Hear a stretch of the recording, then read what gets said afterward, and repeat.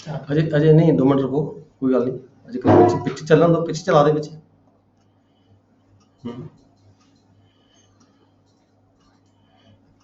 कराओ ज्वाइन कराओ। और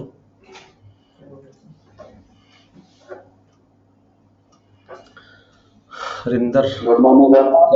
गुड मॉर्निंग, गुड मॉर्निंग जी। Good morning sir. Good morning Harinder, good morning. Good morning जी। Good morning sir. Good morning. Vaishnudas ji बोल रहे, Majit Singh Guraya, Chittar Singh, good morning sir. Good morning. Good morning sir. Good morning Baljit ji, ठीक हो? हाँ जी ठीक ठाक। आज तो रिलैक्स होंगे, संडे है आज तो। मैं क्या रिलैक्स होंगे सारे हैं। Sir good morning. अगे तो बाबे ਦਾ ਵਿਆਹ ਚੱਲਣ ਡਿਆ ਜੀ ਇੱਥੇ ਬਟਾਲੇ है। ਗੁਰੂ ਨਾਨਕ ਮਹਾਰਾਜ ਦਾ ਵਿਆਹ ਚੱਲਣ ਡਿਆ ਜੀ। अच्छा ਵਧਾਈਆਂ ਸਾਹਿਬ ਨੂੰ ਜੀ। अच्छा, मुबारक सारिਆਂ ਨੂੰ। ਮੁਬਾਰਕਾਂ ਜੀ। मैं क्या मंडे तक जान दा, ऑफिस जान दी भी टेंशन। ਖਾਨਪਾਲ ਸਾਹਿਬ ਰੱਖਿਆ ਜੀ ਤੇ ਸਵੇਰੇ ਭੋਗ ਪੈਣੇ ਆ। Okay okay okay okay. ਸਾਰੇ ਸਾਥੀਆਂ ਨੂੰ ਬੇਨਤੀ ਹੈ ਜੀ ਬਾਬੇ ਦੇ ਵਿਆਹ ਤੇ ਆਉਣ। नेड़े नेड़े वाले बंदे भाई जान जरूर, है ना। हाँ जी, अज असी डिस्कस करांगे पेपर नंबर 6, नैब सीलर एग्जामिनेशन पेपर नंबर 6। असी पढ़ रहे सी, पहला पढ़िया सीगा पार्ट 11 मिसलेनियस सैक्शन 132 तो onwards. CPC 1908 civil procedure code, अपने अपने बुक्स निकाल लो जी। Civil procedure code 1908 part 11 miscellaneous आप सैक्शनस पढ़ रहे हैं। ये जी CPC है ये 101 तो लगे 1 to 158 सैक्शनस है। फिर ये ऑर्डर स्टार्ट होंगे, फिर ऑर्डर ने रूल होंगे, हर ऑर्डर के वक्रे वक्रे रूल है। किसी के रूल ज़्यादा ने, किसी के घट है। मेन जोड़े अज असी पढ़न जा रहे हैं, पहला 132 तो लैके 158 तक असी पहला ये सैक्शनस खत्म करांगे। जिहड़ा ये मेन पार्ट हैगा CPC का। 132 की है exemptions of certain women from the personal appearance.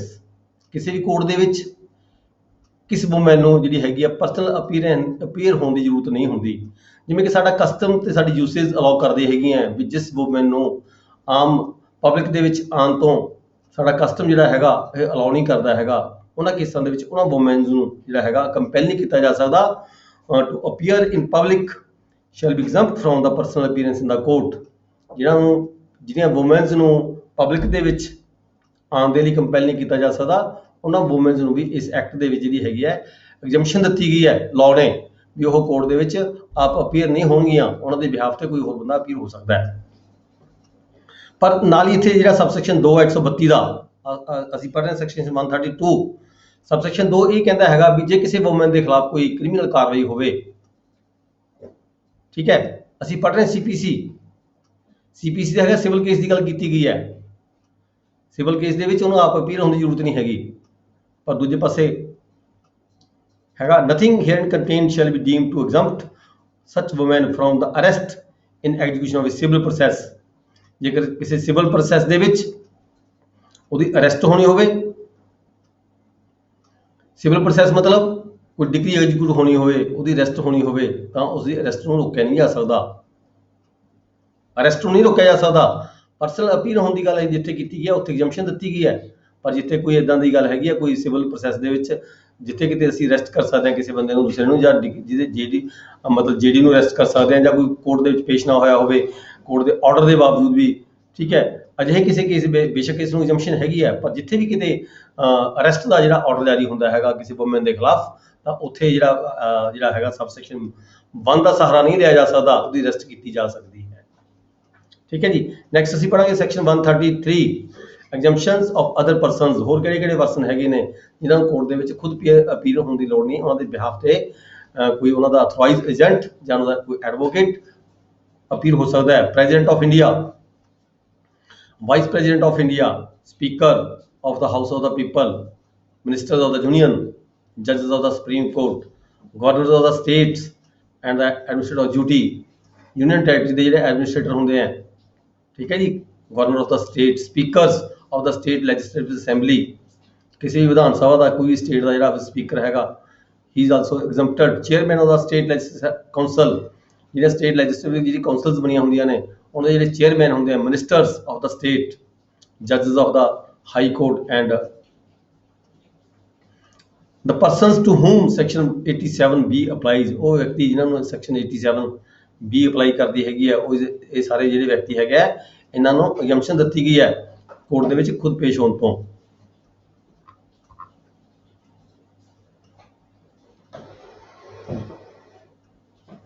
where any person claims the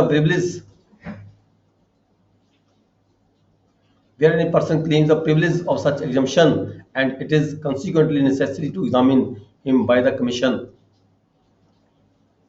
ਇਹ ਜਿਹੇ ਕੇਸਾਂ ਦੇ ਵਿੱਚ ਜਿੱਥੇ ਕਿਸੇ ਵਿਅਕਤੀ ਦੀ ਜਿਹੜੀ ਲੋੜ ਹੈਗੀ ਆ, ਪਰਸਨਲ ਅਪੀਅਰੈਂਸ ਦੀ ਜ਼ਰੂਰਤ ਸੀਗੀ, ਉਹਨੇ ਕੋਰਟ ਜਾ ਕੇ ਕੋਈ ਸਟੇਟਮੈਂਟ ਦੇਣੀ ਸੀਗੀ, ਪਰ ਉਹਦਾ ਆਲਟਰਨੇਟਿਵ ਕੀ ਹੈਗਾ, ਕੋਰਟ ਦੇ ਵੱਲੋਂ ਕਮਿਸ਼ਨ ਨਿਯੁਕਤ ਕੀਤਾ ਜਾਂਦਾ ਹੈ। ਕਮਿਸ਼ਨ ਜਾ ਕੇ ਉਹਦੀ ਸਟੇਟਮੈਂਟ ਲੈਂਦਾ ਹੈ। ਕਮਿਸ਼ਨ ਮੇ ਵੀ ਕੋਈ ਆਫੀਸਰ ਹੋ ਸਕਦਾ ਹੈ ਜਿਹਨੂੰ ਕੋਰਟ ਅਥੋਰਾਈਜ਼ ਕਰਦੀ ਹੈ, ਮੇ ਵੀ ਕੋਈ ਐਡਵੋਕੇਟ ਹੋ ਸਕਦਾ ਹੈ, ਮੇ ਵੀ ਜਿਸ ਜਗ੍ਹਾ ਤੇ ਉਹ ਬੰਦਾ ਰਹਿੰਦਾ ਹੈ, ਠੀਕ ਹੈ, ਉਹਦੀ ਨੇੜੇ ਦੀ ਜਿਹੜੀ ਕੋਰਟ ਹੈਗੀ ਆ, ਕੋਰਟ ਦਾ ਕੋਈ ਆਫੀਸਰ ਹੈ, ਉਹਨੂੰ ਆਰਡਰ ਭੇਜਿਆ ਜਾ ਸਕਦਾ ਹੈ। ਉਹ ਕਿਸੇ ਅੱਗੇ ਫਰਦਰ ਕਿਸੇ ਆਪਦੇ ਸਬਆਰਡੀਨੇਟ ਨੂੰ, ਕਿਸੇ ਆਫੀਸਰ ਨੂੰ ਜਾਂ ਕਿਸੇ ਵਿਅਕਤੀ ਨੂੰ, ਕਿਸੇ ਵਕੀਲ ਨੂੰ ਕਮਿਸ਼ਨ ਨਿਯੁਕਤ ਕਰਕੇ ਉਸ ਪਾਰਟੀਕੂਲਰ ਵਿਅਕਤੀ ਦੇ ਜਿਹੜਾ ਜਿਹਨੂੰ ਐਗਜ਼ੈਂਪਸ਼ਨ ਦਿੱਤੀ ਗਈ ਹੈ ਪੇਸ਼ ਹੋਣ ਦੇ ਵਿੱਚ, ਉਹਦੇ ਜਾ ਕੇ ਹੈਗੇ ਸਟੇਟਮੈਂਟ ਲੈ ਸਕਦਾ ਹੈ। ਪਰ ਉਹਦੇ ਇਸ ਦੇ ਵਿੱਚ ਕੀ ਹੈਗਾ, he shall pay the cost of that commission unless the party requiring his evidence pay such cost. ਪਰ ਜਿਹੜੀ ਪਾਰਟੀ ਨੂੰ ਜ਼ਰੂਰਤ ਹੈਗੀ ਹੈ ਉਹਦੀ ਐਵੀਡੈਂਸ ਕਰਵਾਉਣੀ ਹੈਗੀ ਹੈ, ਉਹ ਪਾਰਟੀ ਜਿਹੜੀ ਕਮਿਸ਼ਨ ਦੇ ਜਿਹੜੇ ਖਰਚੇ ਹੈਗੇ ਉਹ ਭਰਨ ਦੀ ਜ਼ਿੰਮੇਵਾਰ ਹੋਏਗੀ।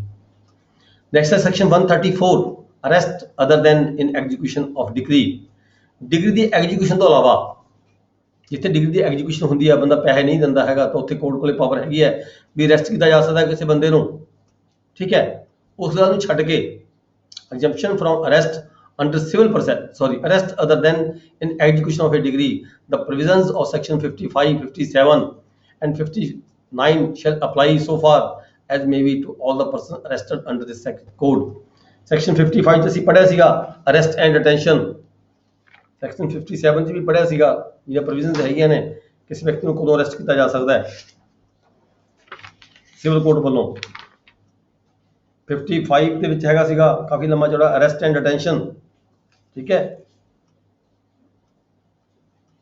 ਜਿਹੜੀਆਂ ਪ੍ਰੋਵੀਜ਼ਨ 55 ਤੇ 57 ਚ ਹੈਗਾ ਸਬਸਿਸਟੈਂਸ ਅਲਾਉਂਸ ਹੈ, ਫਿਰ ਕੋਰਟ ਦੇ ਵਿੱਚ ਥਾਣੇ ਦੇ ਵਿੱਚ ਸੌਰੀ ਜੇਲ੍ਹ ਦੇ ਵਿੱਚ ਜਿਹੜਾ ਉਹਦਾ ਖਰਚਾ ਵੀ ਪੇ ਕਰਨਾ ਹੁੰਦਾ ਹੈ,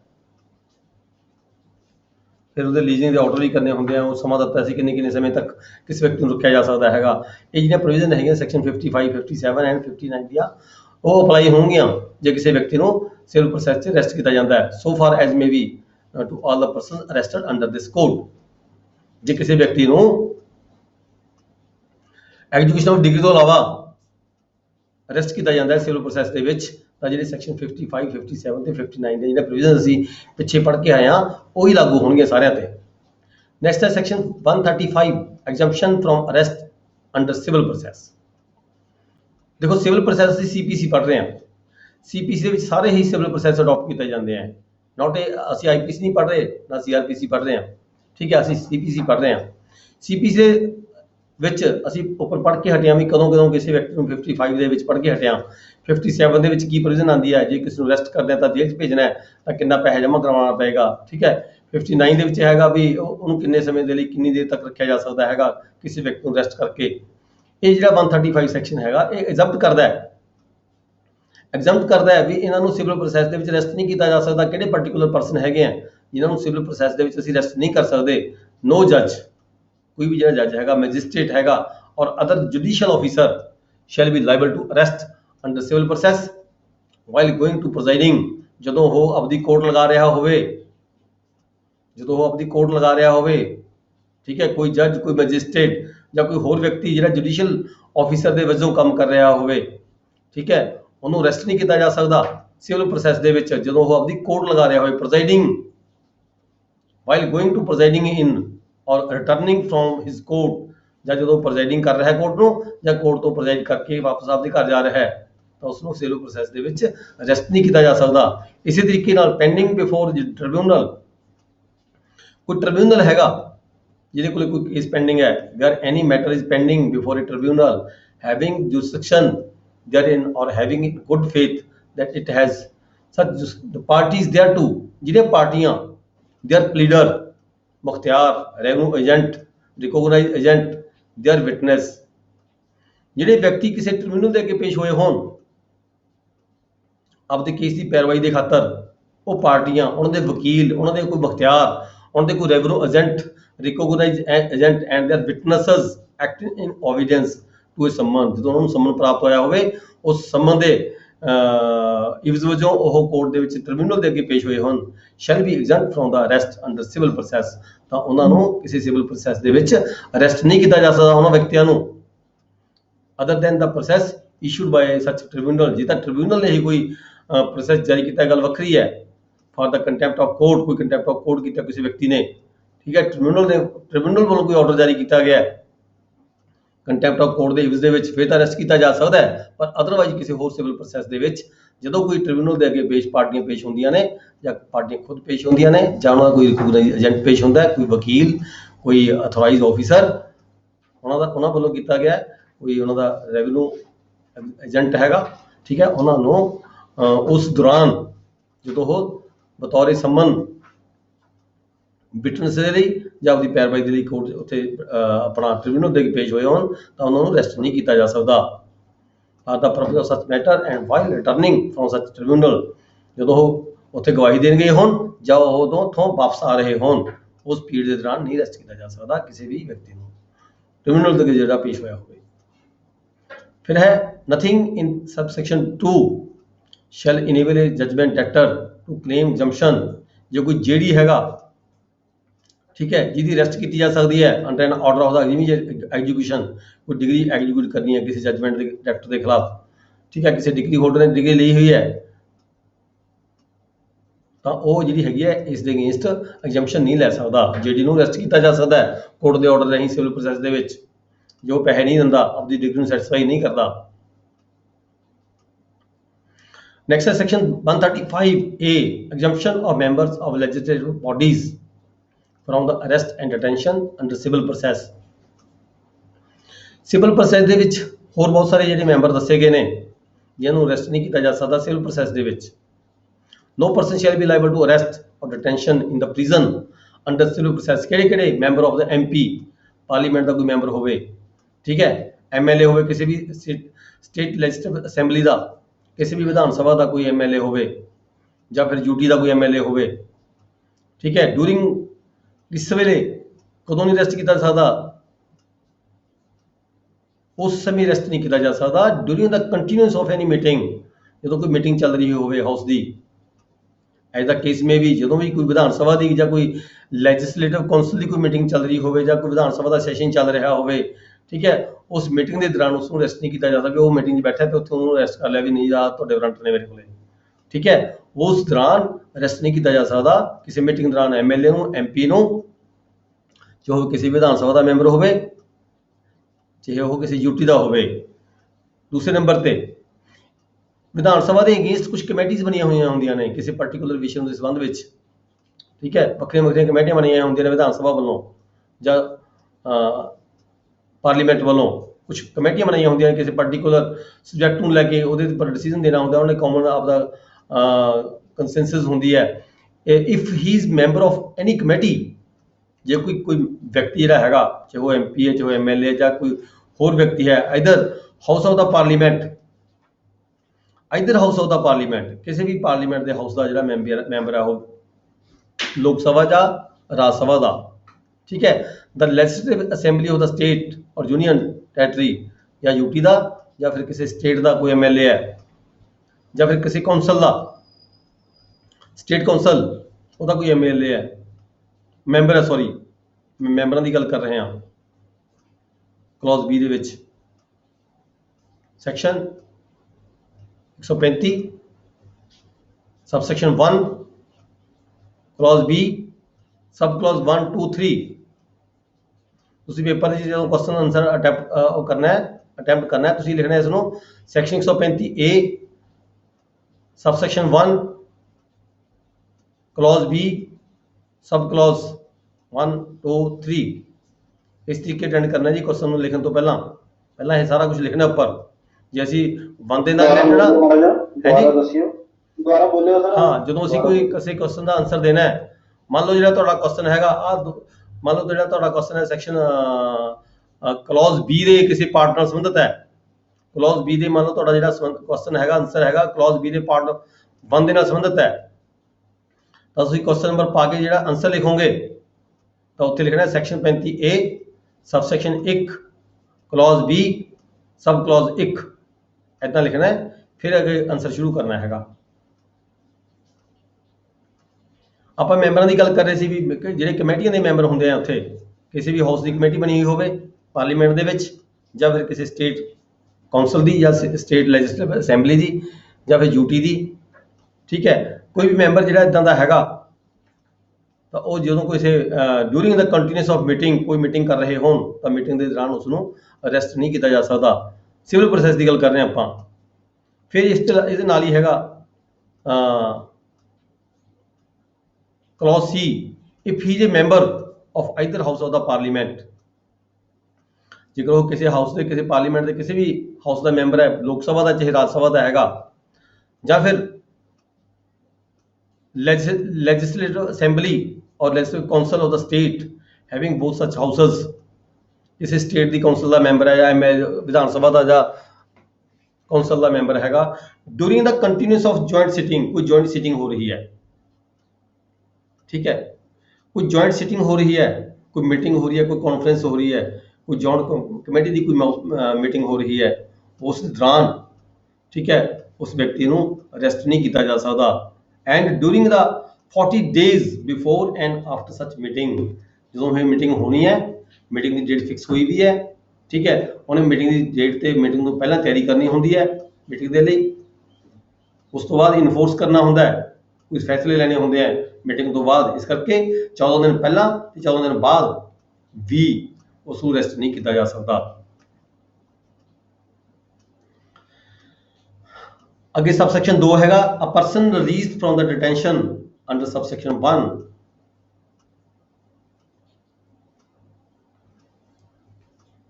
जे कोई व्यक्ति a person released from the detention under subsection 1, जेकर 1 सैक्शन ਦੇ ਵਿੱਚ ਕਿਸੇ ਵਿਅਕਤੀ ਨੂੰ ਰਿਲੀਜ਼ ਕੀਤਾ ਗਿਆ, ਅਰੈਸਟ ਕੀਤਾ ਗਿਆ ਸੀ ਕਿਸੇ ਕਾਰਨ, ਮੀਟਿੰਗਾਂ ਤੋਂ ਬਾਅਦ ਹੋਰ ਕਿਸੇ ਵੀ ਵੇਲੇ ਜੋ ਉੱਪਰ ਕੰਡੀਸ਼ਨ ਦਿੱਤੀਆਂ ਗਈਆਂ, ਇਹਨਾਂ ਕੰਡੀਸ਼ਨਾਂ ਤੋਂ ਇਲਾਵਾ ਜੇ ਕਿਸੇ ਪਰਸਨ ਨੂੰ ਅਰੈਸਟ ਕੀਤਾ ਗਿਆ ਸੀਗਾ ਤੇ ਉਹਨੂੰ ਰਿਲੀਜ਼ ਕੀਤਾ ਗਿਆ, ਇਹ person released from detention under subsection 1 shall subject to the provision of said subsection be liable to ਰੀ-ਅਰੈਸਟ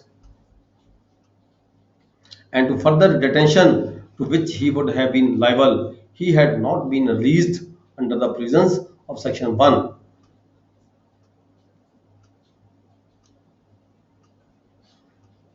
ਜੇ ਕਿਸੇ ਵਿਅਕਤੀ ਨੂੰ ਰਿਲੀਜ਼ ਕੀਤਾ ਗਿਆ, ਉਹਦੇ ਅਗੇਂਸਟ ਕੋਈ ਹੋਰ ਇਦਾਂ ਦਾ ਪ੍ਰੋਸੈਸ ਸ਼ੁਰੂ ਹੋ ਗਿਆ, ਕੋਈ ਵਾਰੰਟ ਜਾਰੀ ਹੋ ਗਿਆ, ਠੀਕ ਹੈ, ਤਾਂ ਉਸ ਨੂੰ ਅਰੈਸਟ ਕੀਤਾ ਜਾ ਸਕਦਾ ਹੈ।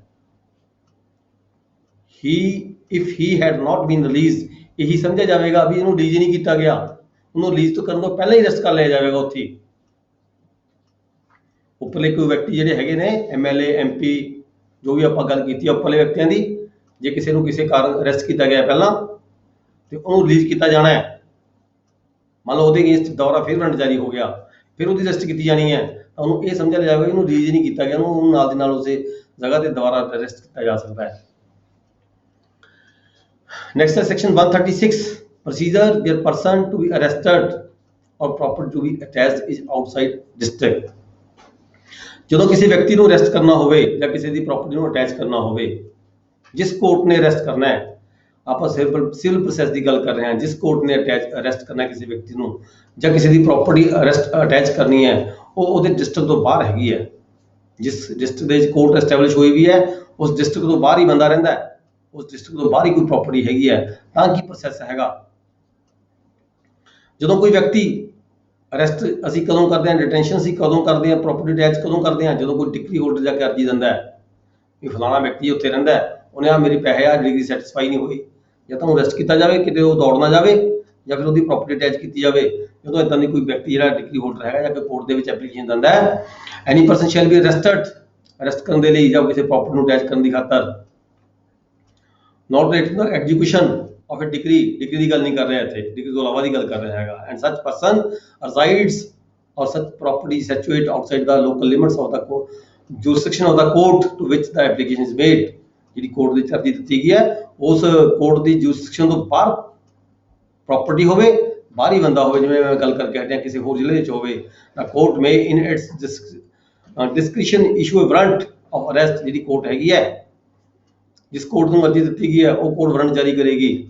Make a note of the attachment, warrant ਉਹ ਅਰੈਸਟ ਦੇ ਵੀ ਹੋ ਸਕਦੇ ਨੇ, ਵਾਰੰਟ ਆਫ ਪ੍ਰਾਪਰਟੀ ਦੇ ਅਟੈਚਮੈਂਟ ਦੇ ਵੀ ਹੋ ਸਕਦੇ ਨੇ, and send to the district court within the local limits of the jurisdiction. ਉਸ ਡਿਸਟ੍ਰਿਕਟ ਕੋਰਟ ਨੂੰ ਭੇਜੇਗੀ ਜਿਸ ਡਿਸਟ੍ਰਿਕਟ ਕੋਰਟ ਦੀ ਜੁਰਿਸਡਿਕਸ਼ਨ ਦੇ ਵਿੱਚ ਉਹ ਵਿਅਕਤੀ ਰਹਿ ਰਿਹਾ, ਜਾਂ ਜਿਸ ਡਿਸਟ੍ਰਿਕਟ ਦੀ ਜੁਰਿਸਡਿਕਸ਼ਨ ਦੇ ਵਿੱਚ ਉਹ ਜਿਹੜੀ ਪ੍ਰਾਪਰਟੀ ਪੈਂਦੀ ਹੈ ਉਸ ਜ਼ਿਲ੍ਹੇ ਦੀ ਕੋਰਟ ਨੂੰ। ਜਿਵੇਂ ਹੁਣ ਪਟਿਆਲੇ ਕੋਈ ਲੁਧਿਆਣੇ ਕੋਈ ਕੋਰਟ ਨੇ ਵਾਰੰਟ ਜਾਰੀ ਕੀਤਾ ਹੋਵੇ, ਲੁਧਿਆਣੇ ਦੀ ਕਿਸੇ ਕੋਰਟ ਨੇ ਵਾਰੰਟ ਜਾਰੀ ਕੀਤਾ ਹੋਵੇ, ਤਾਂ ਉਹ ਜਿਹੜੀ ਕੋਰਟ ਹੈਗੀ ਆ ਉਹ ਡਿਸਟ੍ਰਿਕਟ ਕੋਰਟ ਨੂੰ ਪਟਿਆਲੇ ਦੀ ਨੂੰ ਵਾਰੰਟ ਜਾਰੀ ਕਰੇਗੀ। ਠੀਕ ਹੈ। ਅੱਗੇ ਡਿਸਟ੍ਰਿਕਟ ਕੋਰਟ ਨੇ ਦੇਖਿਆ ਵੀ ਉਹਦੇ ਕਿਹੜੇ ਸਬਆਰਡੀਨੇਟ ਆਫੀਸਰ ਹੈਗੇ, ਕਿਸ ਥਾਣੇ ਨੂੰ ਭੇਜਣਾ ਹੈ ਜਾਂ ਕਿਸ ਸਬਆਰਡੀਨੇਟ ਕੋਰਟ ਨੂੰ ਭੇਜਣਾ ਹੈਗਾ। ਇਹ ਡਿਸਟ੍ਰਿਕਟ ਕੋਰਟ ਦਾ ਫਿਰ ਫਰਦਰ ਕੰਮ ਆ ਜਾਂਦਾ ਹੈਗਾ ਵੀ ਕਿਸ ਤਰੀਕੇ ਉਸ ਜਿਹੜਾ ਵਾਰੰਟ ਹੈਗਾ ਉਹਨੂੰ ਐਗਜ਼ੀਕਿਊਟ ਕਰਨਾ ਹੈ। ਜਿਵੇਂ ਉਹ ਵਾਰੰਟ ਉਹ ਡਿਸਟ੍ਰਿਕਟ ਕੋਰਟ ਨੇ ਐਗਜ਼ੀਕਿਊਟ ਕਰਨਾ ਹੈ, ਆਪਦੇ ਬਿਹਾਫ ਤੇ ਕਰਨਾ ਹੈ, ਆਪਣੀ ਕੋਰਟ ਵੱਲੋਂ ਜਾਰੀ ਕੀਤਾ ਗਿਆ ਵਾਰੰਟ ਹੈ। ਜਿਸ ਤਰੀਕੇ ਉਹ ਵਾਰੰਟ ਐਗਜ਼ੀਕਿਊਟ ਹੋਏਗਾ ਉਸੇ ਤਰੀਕੇ ਕਿਸੇ ਬਾਹਰਲੀ ਕੋਰਟ ਤੋਂ ਆਇਆ ਹੋਇਆ ਜਿਹੜਾ ਵਾਰੰਟ ਹੈਗਾ ਉਸੇ ਤਰੀਕੇ ਡਿਸਟ੍ਰਿਕਟ ਕੋਰਟ ਨੇ ਉਸ ਵਾਰੰਟ ਨੂੰ ਐਗਜ਼ੀਕਿਊਟ ਕੀਤਾ ਜਾਣਾ ਹੈ। Make an order of attachment and send it to the district court within the local limits of whose jurisdiction the person and property resides or is situate। Copy of the warrant or order together with the probable amount। ਉਹ ਜਦੋਂ warrant ਭੇਜਣੇ ਨੇ ਉਹ warrant ਦੇ ਨਾਲ ਜਿਹੜੀ copy ਹੈਗੀ ਹੈ ਅਮਾਉਂਟ ਦੀ ਜਿਸ ਵਜੋਂ ਉਹਨੂੰ ਪਕੜਿਆ ਜਾ ਰਿਹਾ ਹੈਗਾ ਉਹਦੀ ਕਾਪੀ ਵੀ ਨਾਲ ਭੇਜੀ ਜਾਏਗੀ। Together with the probable amount of the cost of the arrest ਔਰ ਅਟੈਚਮੈਂਟ। ਤੇ ਨਾਲ ਜਿਹੜੀ ਕਾਪੀ ਹੈਗੀ ਆ ਉਹ ਭੇਜੀ ਜਾਏਗੀ ਵੀ ਇਸ ਜਿਹੜੀ ਨਾਲ ਕਾਸਟ ਵੀ ਭੇਜੀ ਜਾਏਗੀ। ਇਸ ਕੋਰਟ ਨੇ ਅੱਗੇ ਸੰਮਨ ਭੇਜਣੇ ਨੇ, ਵਾਰੰਟ ਜਾਰੀ ਕਰਨਾ ਹੈਗਾ, ਉਸ ਨੂੰ ਜਿਹੜੀ ਕਾਰਵਾਈ ਦੇ ਉੱਪਰ ਜੋ ਖਰਚਾ ਹੋਣਾ ਹੈ, ਜੋ ਪ੍ਰੋਸੈਸ ਲੀਗਲ ਹੈਗਾ ਉਹਦੇ ਮੁਤਾਬਕ ਜਿੰਨੀ ਕਾਸਟ ਬਣਦੀ ਹੈ ਉਹ ਨਾਲ ਕਾਸਟ ਵੀ ਭੇਜੀ ਜਾਏਗੀ।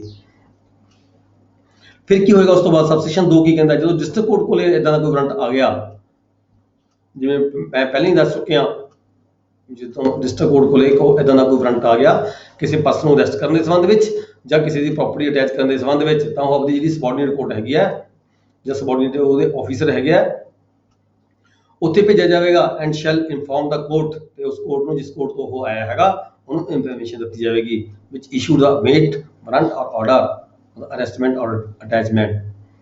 ਜਿਹੜੇ ਜਿਸ ਕੋਰਟ ਨੂੰ ਅੱਗੇ ਸਬਆਰਡੀਨੇਟ ਕੋਰਟ ਨੂੰ ਭੇਜਿਆ ਗਿਆ ਜਾਂ ਜਿਸ ਆਫੀਸਰ ਨੂੰ ਭੇਜਿਆ ਗਿਆ ਐਗਜ਼ੀਕਿਊਸ਼ਨ ਦੇ ਖਾਤਰ, ਤਾਂ ਉਹਦੀ ਕਾਪੀ ਜਿਹੜੀ ਇੱਕ ਹੈਗੀ ਹੈ ਉਹ ਜਿਹੜੀ ਕੰਸਰਨਡ ਕੋਰਟ ਨੂੰ ਜਦੋਂ ਵਾਰੰਟ ਆਇਆ ਸੀ ਉਹਨੂੰ ਵੀ ਭੇਜੀ ਜਾਏਗੀ।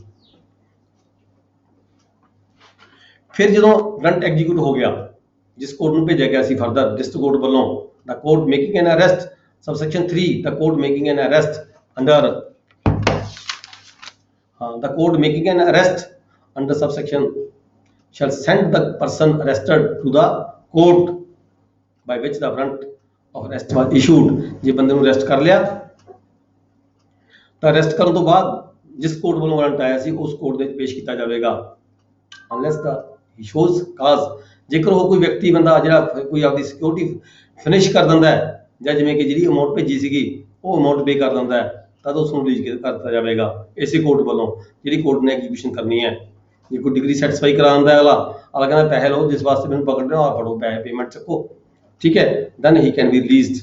ਜੇਕਰ ਉਹ ਸਫੀਸ਼ੀਐਂਟ ਸਿਕਿਉਰਿਟੀ ਦਿੰਦਾ ਹੈ ਤਾਂ ਉਹ ਰਿਲੀਜ਼ ਕੀਤਾ ਜਾ ਸਕਦਾ ਹੈ। In either of which cases the court making arrest shall release him. ਜਿਹੜੀ ਕੋਰਟ ਅਰੈਸਟ ਕਰ ਰਹੀ ਹੈ ਉਹੀ ਉਸ ਨੂੰ ਰਿਲੀਜ਼ ਕਰ ਸਕਦੀ ਹੈ।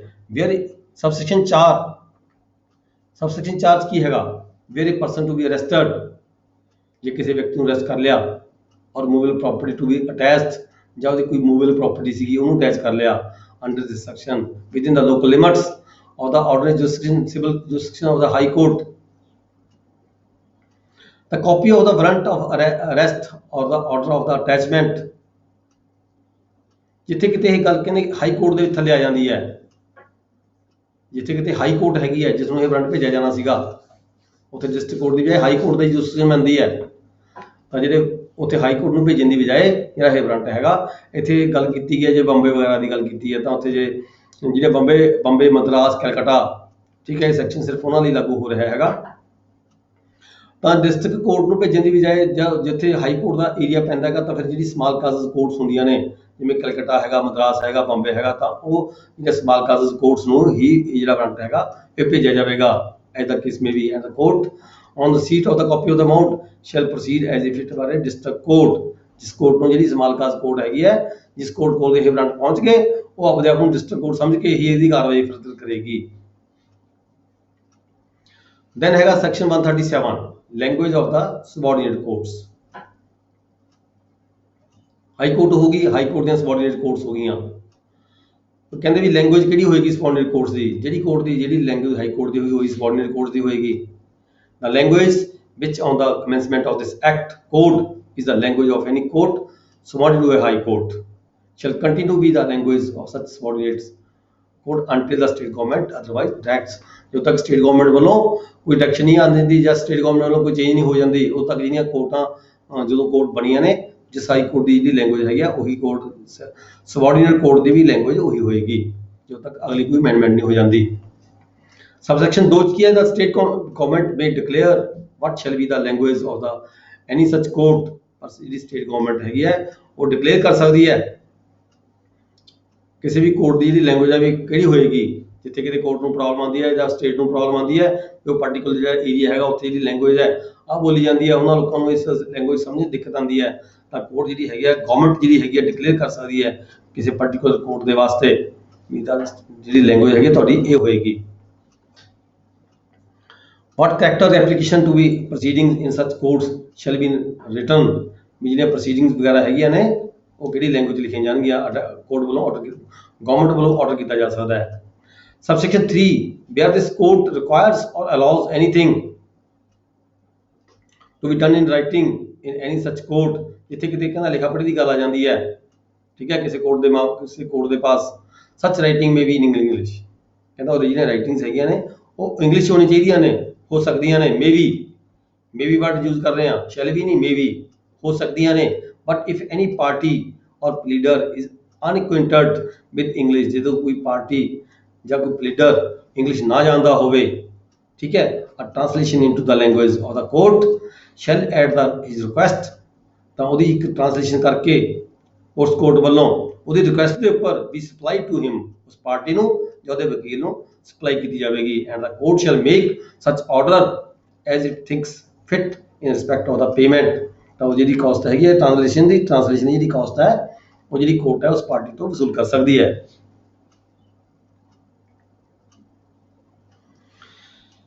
ਨੈਕਸਟ ਹੈ section 138 power of the high court to require evidence to be recorded in English. High court ਦੀ ਪਾਵਰ ਹੈਗੀ ਹੈ ਜੇ ਕੋਈ ਐਵੀਡੈਂਸ ਹੈਗੀ ਹੈ ਤਾਂ ਉਹ ਜੇ ਕਿਸੇ ਕੋਰਟ ਦੇ ਵਿੱਚ ਕਿਸੇ ਸਬਆਰਡੀਨੇਟ ਕੋਰਟ ਦੇ ਵਿੱਚ ਕੋਈ ਕੇਸ ਚੱਲ ਰਿਹਾ ਹੈ, ਠੀਕ ਹੈ, ਉਹਦੀ ਲੈਂਗੁਏਜ ਕੋਈ ਹੋਰ ਹੈਗੀ ਹੈ, ਮੰਨ ਲਓ power of the high court to require evidence court record ਕਰ ਰਹੀ ਹੈ, ਸਬਆਰਡੀਨੇਟ ਕੋਰਟ ਹੈ ਹਾਈ ਕੋਰਟ ਦੀ, ਉੱਥੇ ਕੋਈ ਐਵੀਡੈਂਸ ਰਿਕਾਰਡਿੰਗ ਹੋ ਰਹੀ ਹੈ। The High Court may, by notification in the official gazette, direct with respect to any judge। ਕਿਸੇ ਵੀ ਜੱਜ ਨੂੰ ਜਿਸ ਕੇਸ ਜੇ ਕੋਈ ਪਾਰਟੀਕੂਲਰ ਕੇਸ ਦੀ ਗੱਲ ਕੀਤੀ ਗਈ ਹੈ ਇਹਦੇ ਵਿੱਚ, ਜਦੋਂ ਕਿਸੇ ਜੱਜ ਕੋਲੇ ਕੋਈ ਮੁਕੱਦਮਾ ਚੱਲ ਰਿਹਾ ਹੈ ਤਾਂ ਜਿਹੜੀ ਹੈਗੀ ਹੈ ਹਾਈ ਕੋਰਟ ਹੈ ਨੋਟਿਸ ਜਾਰੀ ਕਰ ਸਕਦੀ ਹੈ। Specified in the notification falling under the description set forth therein that evidence in cases in which an appeal is allowed। ਜਿੱਥੇ ਕਿਤੇ ਜਿਹੜੀ ਅਪੀਲ ਹੈਗੀ ਅਲਾਉ ਹੋ ਚੁੱਕੀ ਹੈ shall be taken down by him in English language and in the manner prescribed। ਉੱਥੇ high court ਕਹਿ ਸਕਦੀ ਹੈ ਵੀ ਜਿਹੜੀ ਇਹਦੀ ਐਵੀਡੈਂਸ ਲੈਣੀ ਹੈ ਤੁਸੀਂ ਇੰਗਲਿਸ਼ 'ਚ ਲੈਣੀ ਹੈ। ਜਿੱਥੇ ਕਿਤੇ ਕਿਸੇ ਕੇਸ ਦੇ ਵਿੱਚ ਜਿਹੜੀ ਅਪੀਲ ਹੈਗੀ ਹੈ ਅਲਾਉ ਹੋ ਸਕਦੀ ਹੈ ਤਾਂ ਜਿਹੜੀ ਹਾਈ ਕੋਰਟ ਹੈਗੀ ਹੈ ਐਵੀਡੈਂਸ ਦੀ ਵਿਟਨੈਸ ਦੀ ਜਿਹੜੀ ਲੈਂਗੁਏਜ ਨੂੰ ਇੰਗਲਿਸ਼ ਦੇ ਵਿੱਚ ਕਹਿ ਸਕਦੀ ਹੈ ਵੀ ਲਈ ਜਾਵੇ, ਡਾਇਰੈਕਸ਼ਨ ਦੇ ਸਕਦੇ ਕਿਸੇ ਪਾਰਟੀਕੂਲਰ ਕੋਰਟ ਨੂੰ। where a judge is prevented by any sufficient reason। ਪਰ ਜਿੱਥੇ ਕਿਤੇ ਜੱਜ ਨੂੰ ਰੋਕਿਆ ਗਿਆ ਹੋਵੇ, ਜੈਸੇ ਸਟੇਟ ਗਵਰਨਮੈਂਟ ਵੱਲੋਂ ਰੋਕਿਆ ਗਿਆ ਹੋਵੇ ਜਾਂ ਕਿਸੇ ਹੋਰ ਕਾਰਨ ਤੋਂ ਰੋਕਿਆ ਗਿਆ ਹੋਵੇ ਜੀ ਤੁਸੀਂ ਇੰਗਲਿਸ਼ ਦੇ ਵਿੱਚ ਨਹੀਂ ਲੈਣੀ ਹੈਗੀ, ਠੀਕ ਹੈ, he shall record the reasons। ਉਹ ਜਿਹੜੇ ਰੀਜ਼ਨ ਹੈਗੇ ਉਹ ਰਿਕਾਰਡ ਕਰਕੇ and cause the evidence to be taken down in writing from his dictation in open court। ਉਹ ਓਪਨ ਕੋਰਟ ਦੇ ਵਿੱਚ ਜਿਹੜੀ ਡਿਕਟੇਸ਼ਨ ਹੈ ਉਹ ਲੈ ਸਕਦਾ ਹੈਗਾ ਜਿਹੜਾ ਜੱਜ ਹੈਗਾ। where a judge is prevented by any sufficient reason from complying with the direction under subsection 1 इत्थे सबसैक्शन 1 ਦੇ ਵਿੱਚ ਜਿਹੜੀ हेलो ਤੁਸੀਂ ਬਾਏ ਕੱਟੀ ਗਈ ਸਰ ਜੀ सर आवाज नहीं आ रही जी ਸਰ ਤੁਸੀਂ ਮਿਊਟ ਕਰ ਲਿਆ ਆਪਣਾ ਨਹੀਂ ਮਿਊਟ ਹੋ ਗਿਆ ਤੁਹਾਡਾ ਮਾਈਕ ਜਿਹੜਾ ਮਿਊਟ ਕਰ ਲਿਆ ਤੁਸੀਂ ਆਪਣਾ ਓਕੇ ਓਕੇ ਓਕੇ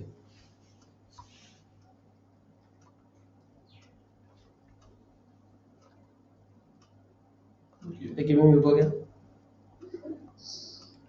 ਚਲੋ ਹਾਂ ਕਰ ਲਓ ਮੈਂ ਵੀ ਕਿਤੇ ਹੋ ਗਿਆ ਹੋਵੇ।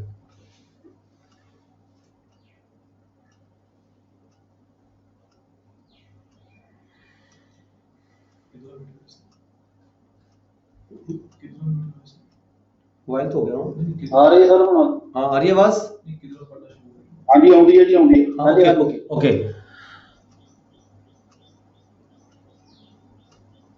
138 सबसेक्शन 2 वेयर जज is prevented by any sufficient reason किसी खास कारण करके जो जज ਨੂੰ ਰੋਕਿਆ ਗਿਆ ਹੋਵੇ from complying with the instruction under subsection 1 from complying with a direction under subsection 1 ਜਿਹੜੀ सबसेक्शन 1 ਦੇ ਵਿੱਚ ਕੋਈ ਡਾਇਰੈਕਸ਼ਨ ਦਿੱਤੀ ਗਈ ਸੀਗੀ ਪਰ ਉਸ ਤੋਂ ਹੋ ਸਕਦਾ ਕਿਸੇ ਹੋਰ ਹਰ ਕੋਰਟ ਨੇ ਉਸ ਨੂੰ ਰੋਕ ਦਿੱਤਾ ਹੋਵੇ ਠੀਕ ਹੈ ਵੀ ਇਦਾਂ ਨਹੀਂ ਹੋਏਗਾ ਹੀ ਸ਼ੈਲ ਰਿਕਾਰਡ ਦਾ ਰੀਜ਼ਨਸ ਉਹ ਫਿਰ ਰਿਕਾਰਡ ਜਦੋਂ ਐਵੀਡੈਂਸ ਲੈਣੀ ਹੈ ਠੀਕ ਹੈ ਜੱਜ ਨੇ ਤਾਂ ਉਹ ਰੀਜ਼ਨ ਰਿਕਾਰਡ ਕਰੇਗਾ ਵੀ ਇਸ ਕਾਰਨ ਕਰਕੇ ਜਿਹੜਾ ਹੈਗਾ ਮੈਨੂੰ ਰੋਕਿਆ ਗਿਆ ਵੀ ਇਦਾਂ ਇੰਗਲਿਸ਼ ਦੇ ਵਿੱਚ ਜਿਹੜੀ ਐਵੀਡੈਂਸ ਜਿਹੜੀ ਲੈਣ ਤੋਂ ਰੋਕਿਆ ਗਿਆ ਪਰ ਫਿਰ ਉਹ ਕੀ ਕਰੇਗਾ ਉਹ ਓਪਨ ਕੋਰਟ ਦੇ ਵਿੱਚ ਰੀਜ਼ਨ ਰਿਕਾਰਡ ਕਰਕੇ ਸਾਰੇ ਹਾਈ ਕੋਰਟ ਦੀ ਜਿਹੜੀ ਡਾਇਰੈਕਸ਼ਨ ਹੈਗੀ ਹੈ ਉਹਨੂੰ ਕੰਪਲਾਈ ਵਿਦ ਨਹੀਂ ਕਰ ਰਿਹਾ ਮੇਬੀ ਕਿਸੇ ਹੋਰ ਹਾਈ ਕੋਰਟ ਨੇ ਕਿਸੇ ਡਬਲ ਬੈਂਚ ਨੇ ਜਾਂ ਕਿਸੇ ਸੁਪਰੀਮ ਕੋਰਟ ਨੇ ਉਸ ਨੂੰ ਕੋਈ ਹੋਰ ਐਕਸ਼ਨ ਦੇ ਦਿੱਤੀ ਹੋਵੇ ਠੀਕ ਹੈ he shall record the reasons and cause the evidence to be taken down in writing from his dictation in open court ਆਪਦੇ ਹੱਥੀਂ ਡਿਕਟੇਸ਼ਨ ਦੇ ਕੇ ਉਹ ਜਿਹੜੀ ਓਪਨ ਕੋਰਟ ਦੇ ਵਿੱਚ ਜਿਹੜੀ ਐਵੀਡੈਂਸ ਹੈ ਜਿਹੜੀ ਗਵਾਹ ਦੀ ਗਵਾਹੀ ਹੈ ਉਹ ਲੈ ਸਕਦਾ ਹੈਗਾ section 139 oath on affidavit by whom to be administered ਕੌਣ ਜਿਹੜਾ ਵਿਅਕਤੀ ਹੈਗਾ oath ਲੈ ਸਕਦਾ ਕਿਸੇ ਦੂਜੇ ਦੀ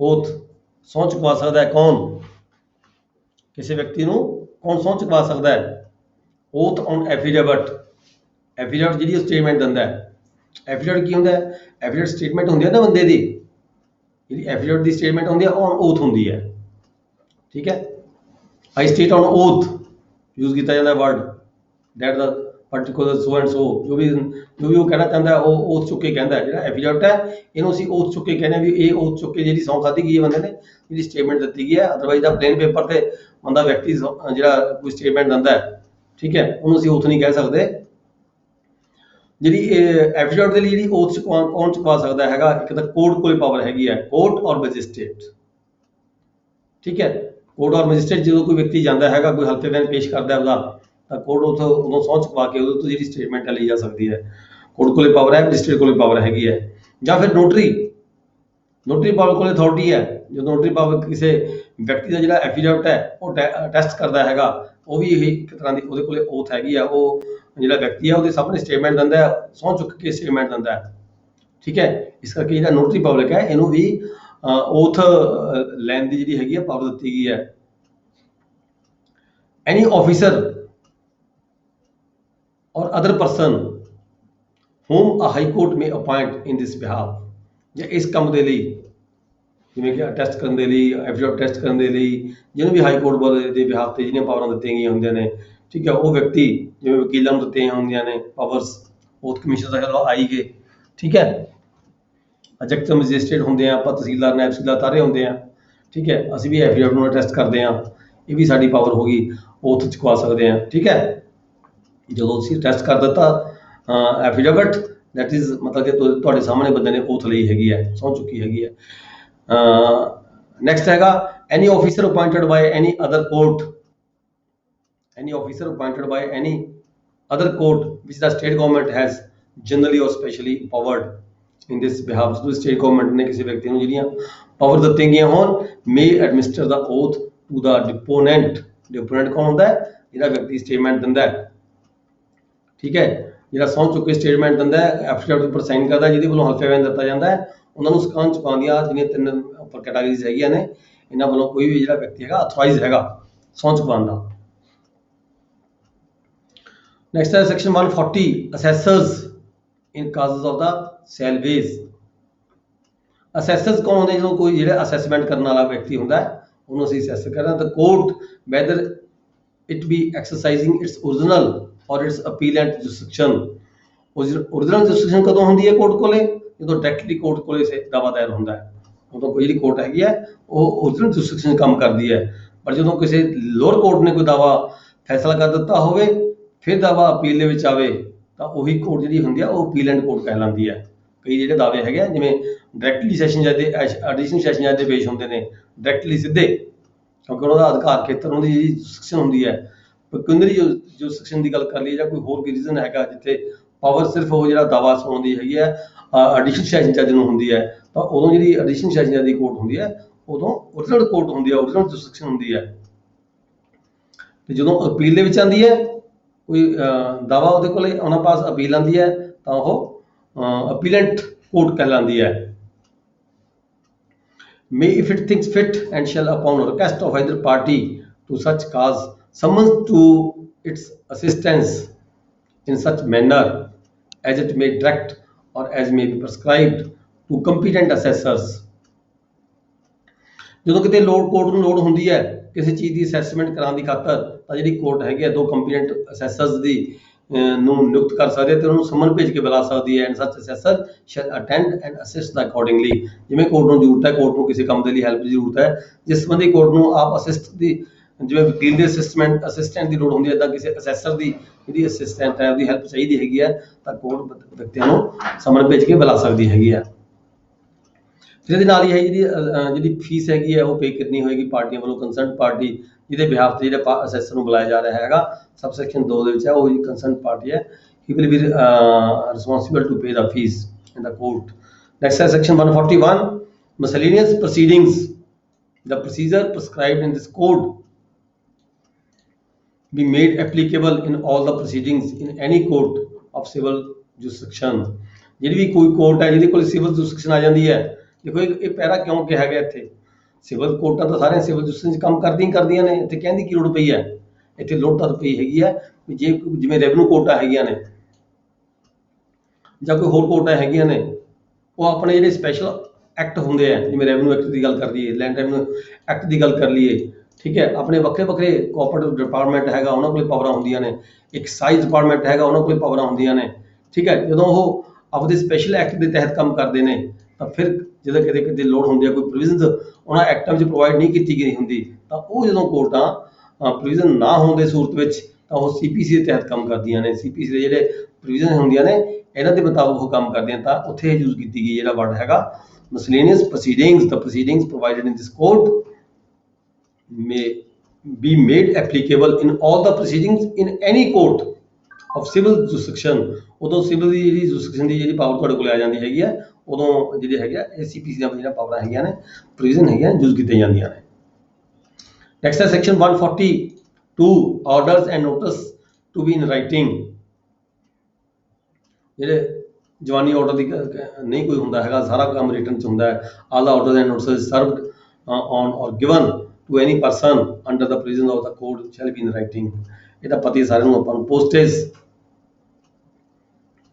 ਜਿਹੜੀ ਪੋਸਟੇਜ ਕੋਈ ਡਾਕ ਰਾਹੀਂ ਕੋਈ ਨੋਟਿਸ ਭੇਜਦੇ ਹਾਂ, ਕੋਈ ਸੰਮਨ ਭੇਜਦੇ ਹਾਂ, ਕੋਈ ਲੈਟਰ ਭੇਜਦੇ ਹਾਂ under this code and forward by the post and the fee for registration the same shall be paid within a time to be fixed before the commencement is made. ਤਾਂ ਜਿਹੜੀ fees ਹੈ concerned party ਵੱਲੋਂ ਸਮੇਂ ਤੇ ਭੇਜੀ ਜਾਂਦੀ ਹੈ, ਜਿਹੜੀ ਕਿ ਸਟੇਟ ਗਵਰਨਮੈਂਟ ਵੱਲੋਂ ਸਮੇਂ ਤੇ ਕੋਈ ਚੇਂਜ ਕੀਤੀ ਜਾਂਦੀ ਹੈ, ਉਹਦੇ ਅਕੋਰਡਿੰਗ ਜਿਹੜੀ ਹੈ ਮੇ ਰਿਮਿਟ ਸਚ ਪੋਸਟੇਜ ਪ੍ਰੋਵਾਈਡਡ ਦੈਟ, ਜੇਕਰ ਸਰਕਾਰ ਵੱਲੋਂ ਕੋਈ ਰਿਮਿਟ ਨਾ ਕੀਤੀ ਗਈ ਹੋਵੇ, ਤਾਂ ਜਿਹੜੀ ਇਹ ਫੀਸ ਹੈਗੀ ਹੈ ਪੇ ਕੀਤੀ ਜਾਂਦੀ ਹੈ ਕੰਸਰਨਡ ਪਾਰਟੀਆਂ ਵੱਲੋਂ। ਨੈਕਸਟ ਹੈ section 144 application of the for restitution. Application for restitution where and insofar as decree order, ਜਿੱਥੇ ਕਿਤੇ ਜਿਹੜਾ ਆਰਡਰ ਹੈਗਾ ਜਾਂ ਕੋਈ ਡਿਕਰੀ ਹੈਗੀ ਹੈ, ਠੀਕ ਹੈ, ਵੇਰੀ ਹੋ ਜਾਂਦੀ ਹੈ, ਰਿਵਰਸ ਹੋ ਜਾਂਦੀ ਹੈ ਅਪੀਲ ਦੇ ਵਿੱਚ, ਇਨ ਐਨੀ ਅਪੀਲ, ਕਿਸੇ ਰਿਵੀਜ਼ਨ ਦੇ ਵਿੱਚ, ਕਿਸੇ ਅਪੀਲ ਦੇ ਵਿੱਚ, ਠੀਕ ਹੈ, ਚੇਂਜ ਹੋ ਜਾਂਦੀ ਹੈ, ਰਿਵਰਸ ਹੋ ਜਾਂਦੀ ਹੈ, ਠੀਕ ਹੈ ਜੀ। ਔਰ ਅਦਰ ਪ੍ਰੋਸੀਡਿੰਗਸ ਔਰ ਸੈਟ ਸਾਈਡ, ਜਾਂ ਫਿਰ ਸੈਟ ਸਾਈਡ ਹੋ ਜਾਂਦੀ ਹੈ ਜਾਂ ਮੋਡੀਫਾਈਡ ਹੋ ਜਾਂਦੀ ਹੈ in any suit institute for the purpose the court which pass the decree. ਦੇਖੋ ਵੇਰੀ ਕਿੱਥੇ ਹੋਈ ਜਾ ਕੇ, ਜੇ ਅਪੀਲ ਹੋਈ, ਰਿਵਰਸ ਕਿੱਥੇ ਹੋਈ, ਉਹ ਵੀ ਅਪੀਲ 'ਚ ਹੋਈ, ठीक है। सैटिस्फाइड कितने हुई, वो भी जाके जो कोर्ट अपील च गई उत्थे हुई। मॉडिफाई कितने हुई, वो भी जे डिग्री कोई अपील च गई तो मॉडिफाई हुई।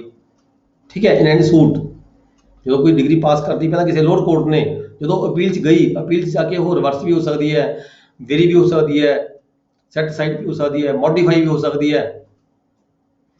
The court which passed the degree, ਜਿਹੜੀ ਕੋਰਟ ਨੇ ਡਿਗਰੀ ਪਾਸ ਕੀਤੀ ਸੀਗੀ, the court which passed the degree or order shall on the application of any party entitled in any benefit by way of restitution or otherwise cause such restitution, the court may make any order including orders for the refund of cost and the payment of interest। मान लो हर court ਦੇ ਵਿੱਚ ਜਾ ਕੇ degree revise ਹੋਗੀ, ਠੀਕ ਹੈ, ਜਾਂ reverse ਹੋਗੀ, ਉੱਥੇ ਹੁਣ ਜਿਹੜੀ ਫੀਸ ਪਈ ਸੀ ਪਹਿਲਾਂ ਕਿਹਨੂੰ ਪਈ ਸੀਗੀ, ਮੰਨ ਲਓ ਕੋਰਟ ਨੇ ਫੀਸ ਪਾਤੀ ਸੀਗੀ, ਕਾਸਟ ਪਾਤੀ ਸੀਗੀ ਉਸ ਪਾਰਟੀ ਨੂੰ ਜਿਹਦੇ ਖਿਲਾਫ ਡਿਗਰੀ ਪਾਸ ਹੋਈ ਸੀਗੀ, ਉੱਪਰ ਜਾ ਕੇ ਜਿਹੜੀ ਡਿਗਰੀ ਉਹ ਚੇਂਜ ਹੋ ਗਈ, ਦੂਜੇ ਹੱਕ ਦੇ ਵਿੱਚ ਹੋ ਗਈ। ਹੁਣ ਇੱਥੇ ਪ੍ਰਜੂਮ ਕੀਤਾ ਜਾਵੇਗਾ ਵੀ ਜੀ ਕਾਸਟ ਲਈ ਗਈ ਪਹਿਲਾਂ ਪਾਰਟੀ ਤੋਂ ਗਲਤ ਲਈ ਗਈ, ਠੀਕ ਹੈ। ਇਦਾਂ ਦਾ ਕਿਸੇ ਪਾਰਟੀ ਦਾ ਕੋਈ ਇੰਟਰਸਟ ਹੁੰਦਾ ਹੈ ਕਿਸੇ ਆਰਡਰ ਦੇ, ਕਿਸੇ ਡਿਗਰੀ ਦੇ ਪਾਸ ਹੋਣ ਦੇ ਨਾਲ, ਵੇਰੀ ਹੋਣ ਦੇ ਨਾਲ, ਰਿਵਰਸ ਹੋਣ ਦੇ ਨਾਲ, ਮੋਡੀਫਾਈ ਹੋਣ ਦੇ ਨਾਲ, ਠੀਕ ਹੈ, ਸੈਟੀਸਫਾਈਡ ਹੋਣ ਦੇ ਨਾਲ, ਕੋਈ ਵੀ ਕਿਸੇ ਪਾਰਟੀ ਦਾ ਕੋਈ ਇੰਟਰਸਟ ਹੁੰਦਾ ਹੈ ਤਾਂ ਉਹ ਕੰਸਰਨ ਜਿਹੜੀ ਪਾਰਟੀ ਹੈਗੀ ਹੈ ਉਹ ਪਾਰਟੀ ਜਿਸ ਕੋਰਟ ਨੇ ਡਿਗਰੀ ਪਾਸ ਕੀਤੀ ਸੀਗੀ ਪਹਿਲਾਂ, ਓਰੀਜਨਲ ਕੋਰਟ ਜਾ ਕੇ ਐਪਲੀਕੇਸ਼ਨ ਦੇਵੇਗਾ, ਉਸ ਐਪਲੀਕੇਸ਼ਨ ਦੇ ਅਕੋਰਡਿੰਗ ਉਹਦੀਆਂ ਜਿਹੜੀਆਂ ਪ੍ਰੋਵੀਜ਼ਨ ਹੈਗੀਆਂ ਨੇ, ਜਿਹੜੀ ਡਿਗਰੀ ਅਪੀਲੈਂਟ 'ਚ ਗਈ ਹੈਗੀ ਆ ਉਹਦੇ ਮੁਤਾਬਕ ਜਿਹੜਾ ਆਰਡਰ ਹੈਗਾ ਉਹ ਕੋਰਟ ਵੱਲੋਂ ਪਾਸ ਕੀਤਾ ਜਾ ਸਕਦਾ ਹੈ, ਲੋਅਰ ਕੋਰਟ ਵੱਲੋਂ। ਤਾਂ court may make any orders including orders for the refund. ਕੋਈ ਹੋਰ ਆਰਡਰ ਵੀ ਹੋ ਸਕਦਾ ਹੈ, ਜਿਵੇਂ ਕੋਈ ਕਬਜ਼ਾ ਦਵਾਇਆ ਗਿਆ ਹੋਵੇ ਮੰਨ ਲਓ ਪਹਿਲਾਂ, ਠੀਕ ਹੈ, ਪੋਜੈਸ਼ਨ ਦੀ ਕਾਰਵਾਈ ਹੋ ਚੁੱਕੀ ਹੋਵੇ, ਹੁਣ ਉੱਪਰਲੀ ਕੋਰਟ ਨੇ ਜਾ ਕੇ ਚੇਂਜ ਕਰ ਦਿੱਤਾ ਹੋਵੇ,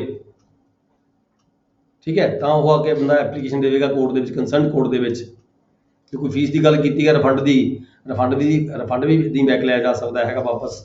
and for the payment of interest, ਜੋ ਕੋਈ ਵਿਆਜ ਹੈ ਉਹਦੇ ਵੱਲੋਂ ਦਵਾਇਆ ਗਿਆ, ਉੱਪਰਲੀ ਕੋਰਟ ਜਾ ਕੇ ਫੈਸਲਾ ਹੋ ਗਿਆ, ਉਹਦੇ ਹੱਕ ਦੇ ਵਿੱਚ ਹੋ ਗਿਆ, ਜਿਹੜੀ ਉਹ ਪੇਮੈਂਟ ਹੈਗੀ ਹੈ, ਇੱਦਾਂ ਦੇ ਕੋਈ ਪੇਮੈਂਟ ਹੈ, ਕੋਈ ਇੰਟਰਸਟ ਹੈ, ਕੋਈ ਵਿਆਜ ਹੈ, ਕੋਈ ਕੰਪਨਸੇਸ਼ਨ ਹੈ, ਠੀਕ ਹੈ, ਜਾਂ ਕੋਈ ਮੀਨ ਪ੍ਰੋਫਿਟਸ ਨੇ, ਮੀਨ ਪ੍ਰੋਫਿਟਸ ਤੋਂ ਲੈ ਗਿਆ ਬੰਦੇ ਨੂੰ ਦੂਜੇ ਨੂੰ ਦਵਾ ਦੇ ਕੋਰਟ ਨੇ, ਲੋਅਰ ਕੋਰਟ ਨੇ, ਪਰ ਉੱਪਰ ਅੱਗੇ ਜਾ ਕੇ ਚੇਂਜ ਹੋ ਗਿਆ ਸਾਰਾ ਸਿਸਟਮ, ਠੀਕ ਹੈ, ਵਿਚ ਆਰ ਦਾ ਪ੍ਰੋਪਰਲੀ ਕੰਸੀਕੁਐਂਸ਼ੀਅਲ। ਇਹ ਜਿਹੜੇ ਇਫੈਕਟ ਪਏ ਨੇ, ਕਾਹਦੇ ਇਫੈਕਟ ਕਿਉਂ ਪਏ ਨੇ, ਅਪੀਲ ਦੇ ਵਿੱਚ ਜਾਣ ਕਰਕੇ ਇਫੈਕਟ ਪੈ ਗਏ ਇੱਦਾਂ ਦੇ। ਤਾਂ ਉਹਦੇ ਨਾਲ ਕੀ ਹੈਗਾ, ਉਹ ਜਿਹੜਾ ਕੰਸਰਨ ਵਿਅਕਤੀ ਹੈ ਉਹ ਲੋਅਰ ਕੋਰਟ ਜਾ ਕੇ ਅਰਜ਼ੀ ਦੇਗਾ, ਉਹਦੇ ਮੁਤਾਬਕ ਜਿਹੜੀ ਲੋਅਰ ਕੋਰਟ ਹੈਗੀ ਹੈ ਉਹ ਆਰਡਰ ਕਰੇਗੀ, ਜੋ ਵੀ ਜ਼ਰੂਰਤਮੰਦ ਆਰਡਰ ਹੈਗਾ ਜੋ ਕੋਰਟ ਨੂੰ ਦਿਖਦਾ ਹੈ ਉਹਦੇ ਅਕੋਰਡਿੰਗ ਉਹਦੀ ਐਪਲੀਕੇਸ਼ਨ ਧਿਆਨ 'ਚ ਰੱਖਦੇ ਹੋਏ, ਤੇ ਜਿਹੜਾ ਕੋਰਟ ਵੱਲੋਂ ਫੈਸਲਾ ਹੋਇਆ ਹੈ ਅਪੀਲੈਂਟ ਕੋਰਟ ਦੇ ਵੱਲੋਂ, ਉਹਦੇ ਮੁਤਾਬਕ ਜਿਹੜਾ ਹੈਗਾ ਫਰਦਰ ਹੈਗਾ ਜਿਹੜਾ ਆਰਡਰ ਕੀਤਾ ਜਾਣਾ ਬਣਦਾ ਹੈ ਉਹ ਕੋਰਟ ਵੱਲੋਂ ਕੀਤਾ ਜਾਵੇਗਾ। ਇਸ ਆਰਡਰ ਦੇ ਤਾਂ ਸਾਰਾ ਅਪੀਲ ਹੁੰਦੀ, ਜਿਹੜਾ ਫਿਰ ਇਹਦੇ ਵਿੱਚ ਬਹਾਲੀ ਜਿੱਦਾਂ ਕਰਤੀ ਹਰ ਚੀਜ਼ ਦੀ, ਤੇ ਆ ਫੀਸਾਂ ਜਿਹੜੀਆਂ ਏਦਾਂ ਹੋਣਗੀਆਂ ਉਹ ਹੋਣਗੀਆਂ। ਦੇਖੋ ਇਹ ਅੱਗੇ ਹੁਣ ਦੇਖੋ ਪਤਾ ਕੀ ਹੈ, ਇਹ ਫਰਦਰ ਇਹ ਵੀ ਦੇਖਣਾ ਵੀ ਇਹਦੀ ਅੱਗੇ ਅਪੀਲ ਨਾ ਕੋਈ ਜਾਵੇ, ਇਹ ਵੀ ਦੇਖਿਆ ਜਾਏਗਾ, ਇਹ ਕੋਰਟ ਨੇ ਦੇਖਣਾ ਹੁਣ ਕਿਵੇਂ ਕਰਨਾ ਕੋਰਟ ਨੇ। ਜੇ ਅਗਲਾ ਅੱਗੇ ਸੁਪਰੀਮ ਕੋਰਟ ਜਾਂ ਹਾਈ ਕੋਰਟ ਚਲਾ ਜਾਵੇ ਉਹਦੇ ਡਿਸਕ੍ਰਿਸ਼ਨ ਤੇ, ਹਾਂ ਡਿਸਕ੍ਰਿਸ਼ਨ ਤੇ ਹੈ। ਓਕੇ, ਹਾਂ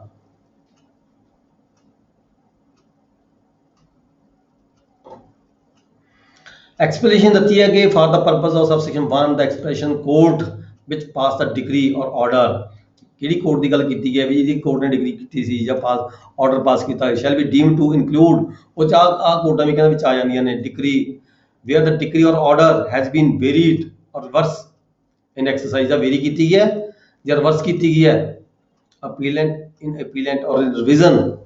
ਤਾਂ ਜਿਹੜੀ ਜੁਰਿਸਡਿਕਸ਼ਨ ਹੈਗੀ ਆ ਉਹ ਕੋਰਟ ਦੀ, ਜਿਹੜੀ ਕੋਰਟ ਆਫ ਫਸਟ ਇੰਸਟੈਂਸ ਹੈ, ਇਸ ਕੋਰਟ ਨੇ ਪਹਿਲਾਂ ਆਰਡਰ ਕੀਤਾ ਸੀ, ਉਸ ਕੋਰਟ ਨੂੰ ਹੀ ਅਸੀਂ ਓਰੀਜਨਲ ਕੋਰਟ ਕਹਾਂਗੇ।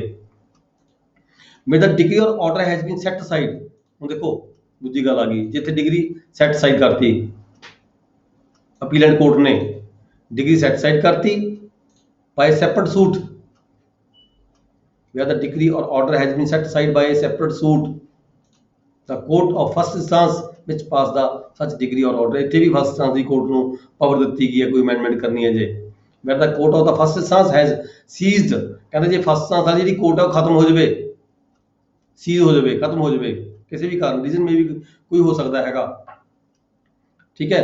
ਤਾਂ ਫਿਰ ਜਿਹਨੇ ਜੁਰਿਸਡਿਕਸ਼ਨ ਕਿਹਦੇ ਕੋਲ ਆ ਜਾਂਦੀ ਹੈ, ਜਿਹੜੀ ਕੋਰਟ ਉਹਦੇ ਥਾਂ ਤੇ ਉਸ ਪਾਵਰ ਜਿੱਥੇ ਉਹ ਦਾਅਵੇ ਉਸ ਨੇਚਰ ਦੇ ਜਿਹੜੇ ਦਾਅਵੇ ਦੁਬਾਰਾ ਦਾਇਰ ਜਿਹੜੀ ਕੋਰਟ 'ਚ ਹੁਣ ਦਾਇਰ ਹੋਣਗੇ ਉਸ ਕੋਰਟ ਕੋਲੇ ਉਹ ਪਾਵਰਾਂ ਯੂਟਿਲਾਈਜ਼ ਕੀਤੀ ਜਾਣਗੀਆਂ। No suit shall be instituted for the purpose, ਦੇਖੋ ਆ ਗੱਲ ਜਿਹੜੀ ਤੁਸੀਂ ਗੱਲ ਕਰਦੇ ਹੋ ਉਹਦੇ ਨਾਲ ਰੈਲੀਵੈਂਟ ਗੱਲ ਹੈਗੀ ਹੈ ਵੀ no suit shall be instituted for the purpose of obtaining any restitution। restitution ਦਾ ਮਤਲਬ ਮੁੜ ਬਹਾਲੀ, ਠੀਕ ਹੈ। restitution ਮੁੜ ਬਹਾਲੀ, ਕਾਹਦੀ ਬਹਾਲੀ? ਕਿਸੇ ਚੀਜ਼ ਦੀ ਹੋ ਸਕਦੀ ਹੈ, ਕਿਸੇ ਇੰਟਰਸਟ ਦੀ ਬਹਾਲੀ ਵੀ ਹੋ ਸਕਦੀ ਹੈ, ਕਿਸੇ ਕਾਸਟ ਦੀ ਬਹਾਲੀ ਵੀ ਹੋ ਸਕਦੀ ਹੈ, ਕਿਸੇ ਕਬਜ਼ੇ ਦੀ ਬਹਾਲੀ ਵੀ ਹੋ ਸਕਦੀ ਹੈ, ਠੀਕ ਹੈ। no suit shall be instituted, ਉਹ ਕਹਿੰਦੇ ਵੱਖਰਾ ਸੂਟ ਨਹੀਂ ਇੰਸਟੀਟਿਊਟ ਹੋਏਗਾ ਕੋਈ, ਵੀ ਸੈਪਰੇਟ ਕੋਰਟ ਜਾਣਾ ਪਏਗਾ, ਬੰਦੇ ਨੂੰ ਵੱਖਰਾ ਦਾਵਾ ਕਰਨਾ ਪਏਗਾ, ਨਹੀਂ। no suit shall be instituted for the purpose of obtaining any restitution or order relief which could be obtained by the application under subsection 1। ਮਤਲਬ ਇਸੇ ਕੋਰਟ ਦੇ ਵਿੱਚ ਹੀ ਉਸ ਨੂੰ ਇੱਕ ਅਰਜ਼ੀ ਹੀ ਦੇਣੀ ਪਏਗੀ, ਵੱਖਰਾ ਦਾਵਾਦਾਰ ਨਹੀਂ ਕੀਤਾ ਜਾਏਗਾ ਆਪਦੀ ਬਹਾਲੀ ਵਾਸਤੇ, ਜਿਹੜੀ ਕਿ ਪਹਿਲਾਂ ਉਹਨੂੰ ਪੇ ਕਰਨੀ ਪਈ, ਬਾਅਦ ਦੇ ਵਿੱਚ ਉਸ ਨੂੰ ਵਾਪਸ ਲੈਣੀ ਹੈ ਕਿਉਂਕਿ ਦਾਵਾ ਉਹਦੇ ਹੱਕ ਦੇ ਵਿੱਚ ਹੋ ਗਿਆ। ਇਸ ਕਰਕੇ ਕੋਈ ਵੱਖਰਾ ਦਾਵਾ ਦਾਇਰ ਕਰਨ ਦੀ ਲੋੜ ਨਹੀਂ, ਓਰੀਜਨਲ ਕੋਰਟ ਦੇ ਵਿੱਚ ਹੀ ਆਏਗਾ ਜਿਸ ਕੋਰਟ ਨੇ ਪਹਿਲਾਂ ਡਿਗਰੀ ਪਾਸ ਕੀਤੀ ਸੀ ਵੀ ਆਹ ਦੇਖੋ ਜੀ ਆਹ ਡਿਗਰੀ ਮੇਰੇ ਹੱਕ ਦੇ ਵਿੱਚ ਹੋ ਗਈ, ਇੱਥੇ ਕਿਤਾ ਫੈਸਲਾ ਹੋ ਗਿਆ, ਹੁਣ ਜਿਹੜਾ ਮੇਰੇ ਤੋਂ ਇੰਟਰਸਟ ਦਵਾਇਆ ਗਿਆ ਸੀ ਇਹ ਮੇਰਾ ਵਾਪਸ ਕਰਵਾਇਆ ਜਾਵੇ। ਨੈਕਸਟ ਹੈ section 145 enforcement of liability of surety. ਜਿਹੜਾ ਸ਼ੋਰਟੀ ਹੈਗਾ ਉਹਦੀ ਕੀ ਲਾਇਬਿਲਿਟੀ ਬਣਦੀ ਹੈ? ਕਿਸੇ ਵਿਅਕਤੀ ਦੀ ਕੋਈ ਸ਼ੋਰਟੀ ਦਿੱਤੀ, ਗਰੰਟੀ ਦਿੱਤੀ, ਕਾਹਦੀ ਗਰੰਟੀ ਦਿੱਤੀ? ਬੰਦੇ ਦੇ ਪੇਸ਼ ਹੋਣ ਦੀ ਗਰੰਟੀ ਵੀ ਦੇ ਸਕਦੇ ਹਾਂ, ਬੰਦੇ ਨੇ ਪੈਸੇ ਦੇਣੇ ਆ ਉਹਦੀ ਗਰੰਟੀ ਵੀ ਦੇ ਸਕਦੇ ਹਾਂ, ਠੀਕ ਹੈ। ਕਿਸੇ ਪ੍ਰੋਪਰਟੀ ਦੇ ਅਗੇਂਸਟ ਵੀ ਗਰੰਟੀ ਦੇ ਸਕਦੇ ਹਾਂ। Where any person has furnished security or given a guarantee, ਜਾਂ ਸਿਕਿਉਰਿਟੀ ਦਿੰਦਾ ਗਰੰਟੀ ਦਿੰਦਾ ਕੋਈ ਵਿਅਕਤੀ ਕਿਸੇ ਦੀ for the performance of any decree, ਉਹ ਡਿਗਰੀ ਪਾਸ ਹੋਈ ਵੀ ਹੈ ਕਿਸੇ ਜੇਡੀ ਦੇ ਖਿਲਾਫ, ਠੀਕ ਹੈ। ਉਸ ਡਿਗਰੀ ਨੂੰ ਐਗਜ਼ੀਕਿਊਟ ਕਰਨ ਦੀ ਖਾਤਰ ਜਾਂ ਉਸ ਡਿਗਰੀ ਦੀ ਸੈਟੀਸਫੈਕਸ਼ਨ ਦੀ ਖਾਤਰ ਕੋਈ ਬੰਦਾ ਤੀਜਾ ਬੰਦਾ ਜਾ ਕੇ ਉਹਦੀ ਜਿਹੜੀ ਹੈ ਉਹਦੀ ਗਰੰਟੀ ਦੇ ਦਿੰਦਾ ਹੈ for the performance of any decree or any part thereof, ਠੀਕ ਹੈ। For the restitution of any property, ਕੋਈ ਪ੍ਰੋਪਰਟੀ ਵਾਪਸ ਲੈਣ ਦੀ ਖਾਤਰ, taken in execution of a decree, decree ਦੇ ਵਿੱਚ ਕੋਈ ਅਜਰਾਈ ਹੋਈ ਸੀਗੀ, ਠੀਕ ਹੈ, ਉਹਦੀ ਪ੍ਰੋਪਰਟੀ ਵਾਪਸ ਲੈਣ ਦੀ ਖਾਤਰ ਕੋਈ ਬੰਦਾ ਹੈਗਾ ਛੋਟੀ ਦਿੰਦਾ ਗਰੰਟੀ ਦਿੰਦਾ, ਪੇਮੈਂਟ ਆਫ ਐਨੀ ਮਨੀ ਜਾਂ ਪੇਮੈਂਟ ਦੇ ਸੰਬੰਧ ਵਿੱਚ ਕੋਈ ਗਰੰਟੀ ਦਿੰਦਾ ਕਿਸੇ ਦੀ, ਜਿਵੇਂ ਅਕਸਰ ਆਪਾਂ ਰੂਟੀਨ 'ਚ ਗਰੰਟੀਆਂ ਦਿੱਤੀਆਂ ਜਾਂਦੀਆਂ ਨੇ, ਰੂਟੀਨ ਦੇ ਵਿੱਚ ਗਰੰਟੀਆਂ ਛੋਟੀਆਂ ਦੇ ਰਹੇ ਹੈਗਾ ਪਰ ਉਹ ਯੂਟੀਲਾਈਜ਼ ਕਰਦੇ ਹਾਂ ਕਦੇ ਲਈ ਗਰੰਟੀ ਕੋਈ ਲੋੜ ਪੈਂਦੀ ਹੈਗੀ ਹੈ। Decree or order may be executed in the manner, ਇੱਥੇ ਗੱਲ ਇਹ ਸਿੰਪਲ ਗੱਲ ਇਹ ਕਹੀ ਹੈ ਵੀ ਜੇ ਡਿਗਰੀ ਉਸ ਬੰਦੇ ਦੇ ਖਿਲਾਫ ਪਾਸ ਹੋਣੀ ਸੀਗੀ ਤਾਂ ਹੁਣ ਜਿਹੜਾ ਸ਼ੋਰਟੀ ਹੈਗਾ, ਜਿਹੜਾ ਗਰੰਟੀ ਦੇਣ ਵਾਲਾ ਬੰਦਾ ਹੈਗਾ ਉਹਦੇ ਖਿਲਾਫ ਵੀ ਇਸੇ ਤਰੀਕੇ ਦੇ ਨਾਲ ਡਿਗਰੀ ਪਾਸ ਕੀਤੀ ਜਾ ਸਕਦੀ ਹੈ।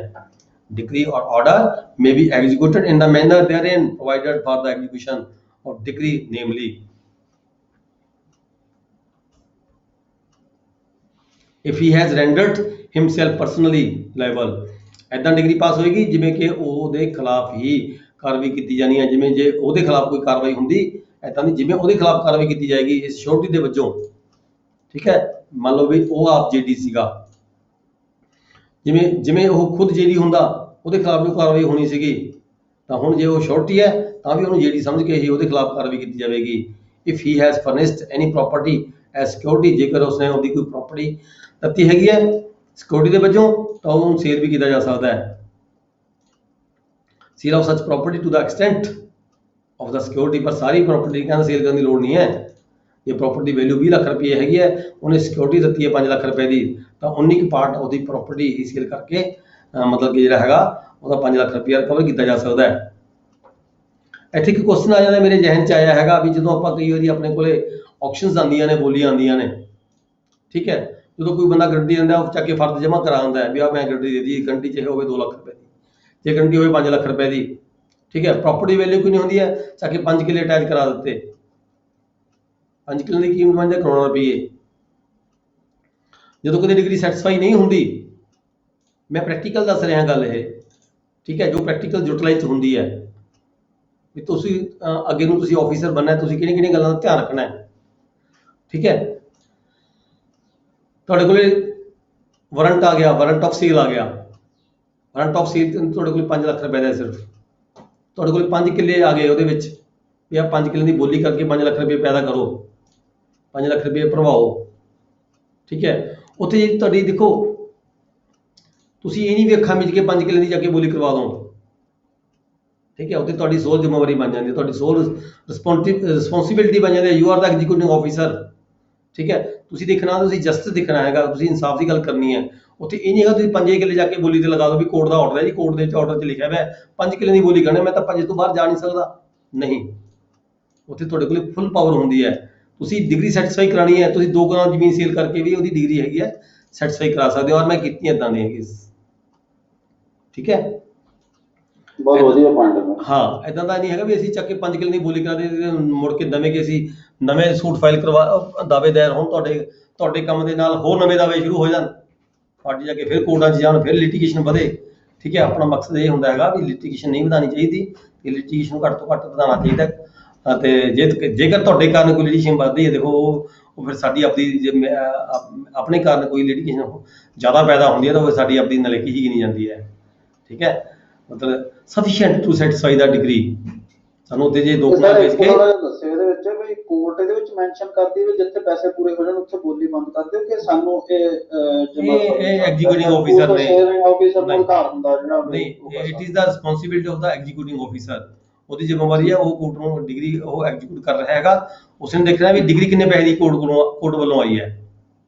ਮੇਨ ਮਕਸਦ ਤਾਂ ਪੈਸੇ ਨੂੰ ਪੂਰਾ ਕਰਨ ਦਾ ਹੈ, ਡਿਗਰੀ ਸੈਟੀਸਫਾਈ ਕਰਨ ਦਾ ਮਤਲਬ ਹੈਗਾ। ਜੇ ਤੁਸੀਂ 2 ਕਨਾਲ ਵੇਚ ਕੇ ਉਹ ਰਕਬਾ ਉਹ ਜਿਹੜੀ ਡਿਗਰੀ ਸੈਟੀਸਫਾਈ ਕਰ ਸਕਦੇ ਹੋ ਤਾਂ ਤੁਸੀਂ ਕਰ ਸਕਦੇ ਹੋ। ਯਾਰ ਮੈਂ ਤਾਂ ਕੀਤੀ ਹੈ, ਮੇਰੇ ਕੋਲ ਇੱਕ ਵਾਰੀ ਆਈ ਸੀ 5 ਕਿੱਲੇ ਦੀ ਡਿਗਰੀ, ਮੈਂ 2 ਕਨਾਲ ਦੀ ਡਿਗਰੀ 2 ਕਨਾਲ ਦੀ ਸੇਲ ਕਰਕੇ ਉਹ ਪੈਸੇ ਪੂਰੇ ਕਰਵਾਤੇ। ਨਾਲ ਦੇ ਬੰਦੇ ਨੇ 2 ਕਨਾਲ ਜ਼ਮੀਨ ਲੈ ਲਈ, ਚਲੋ ਪੈਸੇ ਪੂਰੇ ਹੋ ਗਏ, ਗਲਤ ਹੋ ਗਏ, ਕੋਈ ਆਬਜੈਕਸ਼ਨ ਨਹੀਂ। ਬਾਅਦ ਦੇ ਵਿੱਚ ਵੀ ਹੋਇਆ ਘੱਟ ਵੱਧ ਫਿਰ ਪੈਸਿਆਂ ਤੇ ਸਰ ਹੋ ਜਾ, ਜਿੱਦਾਂ ਤੁਸੀਂ 2 ਕਨਾਲ ਇੱਕ ਚੰਕ ਰੱਖਤਾ, ਉਹਦੇ ਮੋਰੇ ਵਿੱਚ ਇਹਦੀ ਬੋਲੀ ਆ 5 ਲੱਖ ਰੁਪਈਆ ਪੂਰਾ ਕਰਨਾ, 5 ਲੱਖ ਹੋ ਗਿਆ, ਜਾਂ ਮਤਲਬ ਬੋਲੀ 6 ਲੱਖ ਤੇ ਚੱਲ ਗਏ, ਅਗਲਾ ਲੱਖ ਰੁਪਈਆ ਉਸ ਬੰਦੇ ਨੂੰ ਕੋਰਟ 'ਚ ਜਮਾ ਹੋਏਗਾ, ਕੋਰਟ ਜਮਾ ਹੋਏਗਾ, ਆਪਾਂ ਕੋਰਟ ਜਮਾ ਕਰਵਾਉਣਾ ਹੈ, ਉਹ ਕੋਰਟ 'ਚ ਵਾਲਾ ਲੈ ਸਕਦਾ ਹੈ। ਠੀਕ ਹੈ ਸਰ, ਕੋਰਟ ਜਮਾ ਕਰਨਾ ਹੈ ਆਪਾਂ ਸਾਰੀ ਅਮਾਉਂਟ। ਠੀਕ ਹੈ, ਠੀਕ ਹੈ ਸਰ, ਠੀਕ ਹੈ। ਕੰਸੈਂਟ ਨੈਕਸਟ ਅਸੀਂ ਪੜ੍ਹ ਰਹੇ ਹਾਂ ਪ੍ਰੋਸੀਡਿੰਗ ਮੈਂ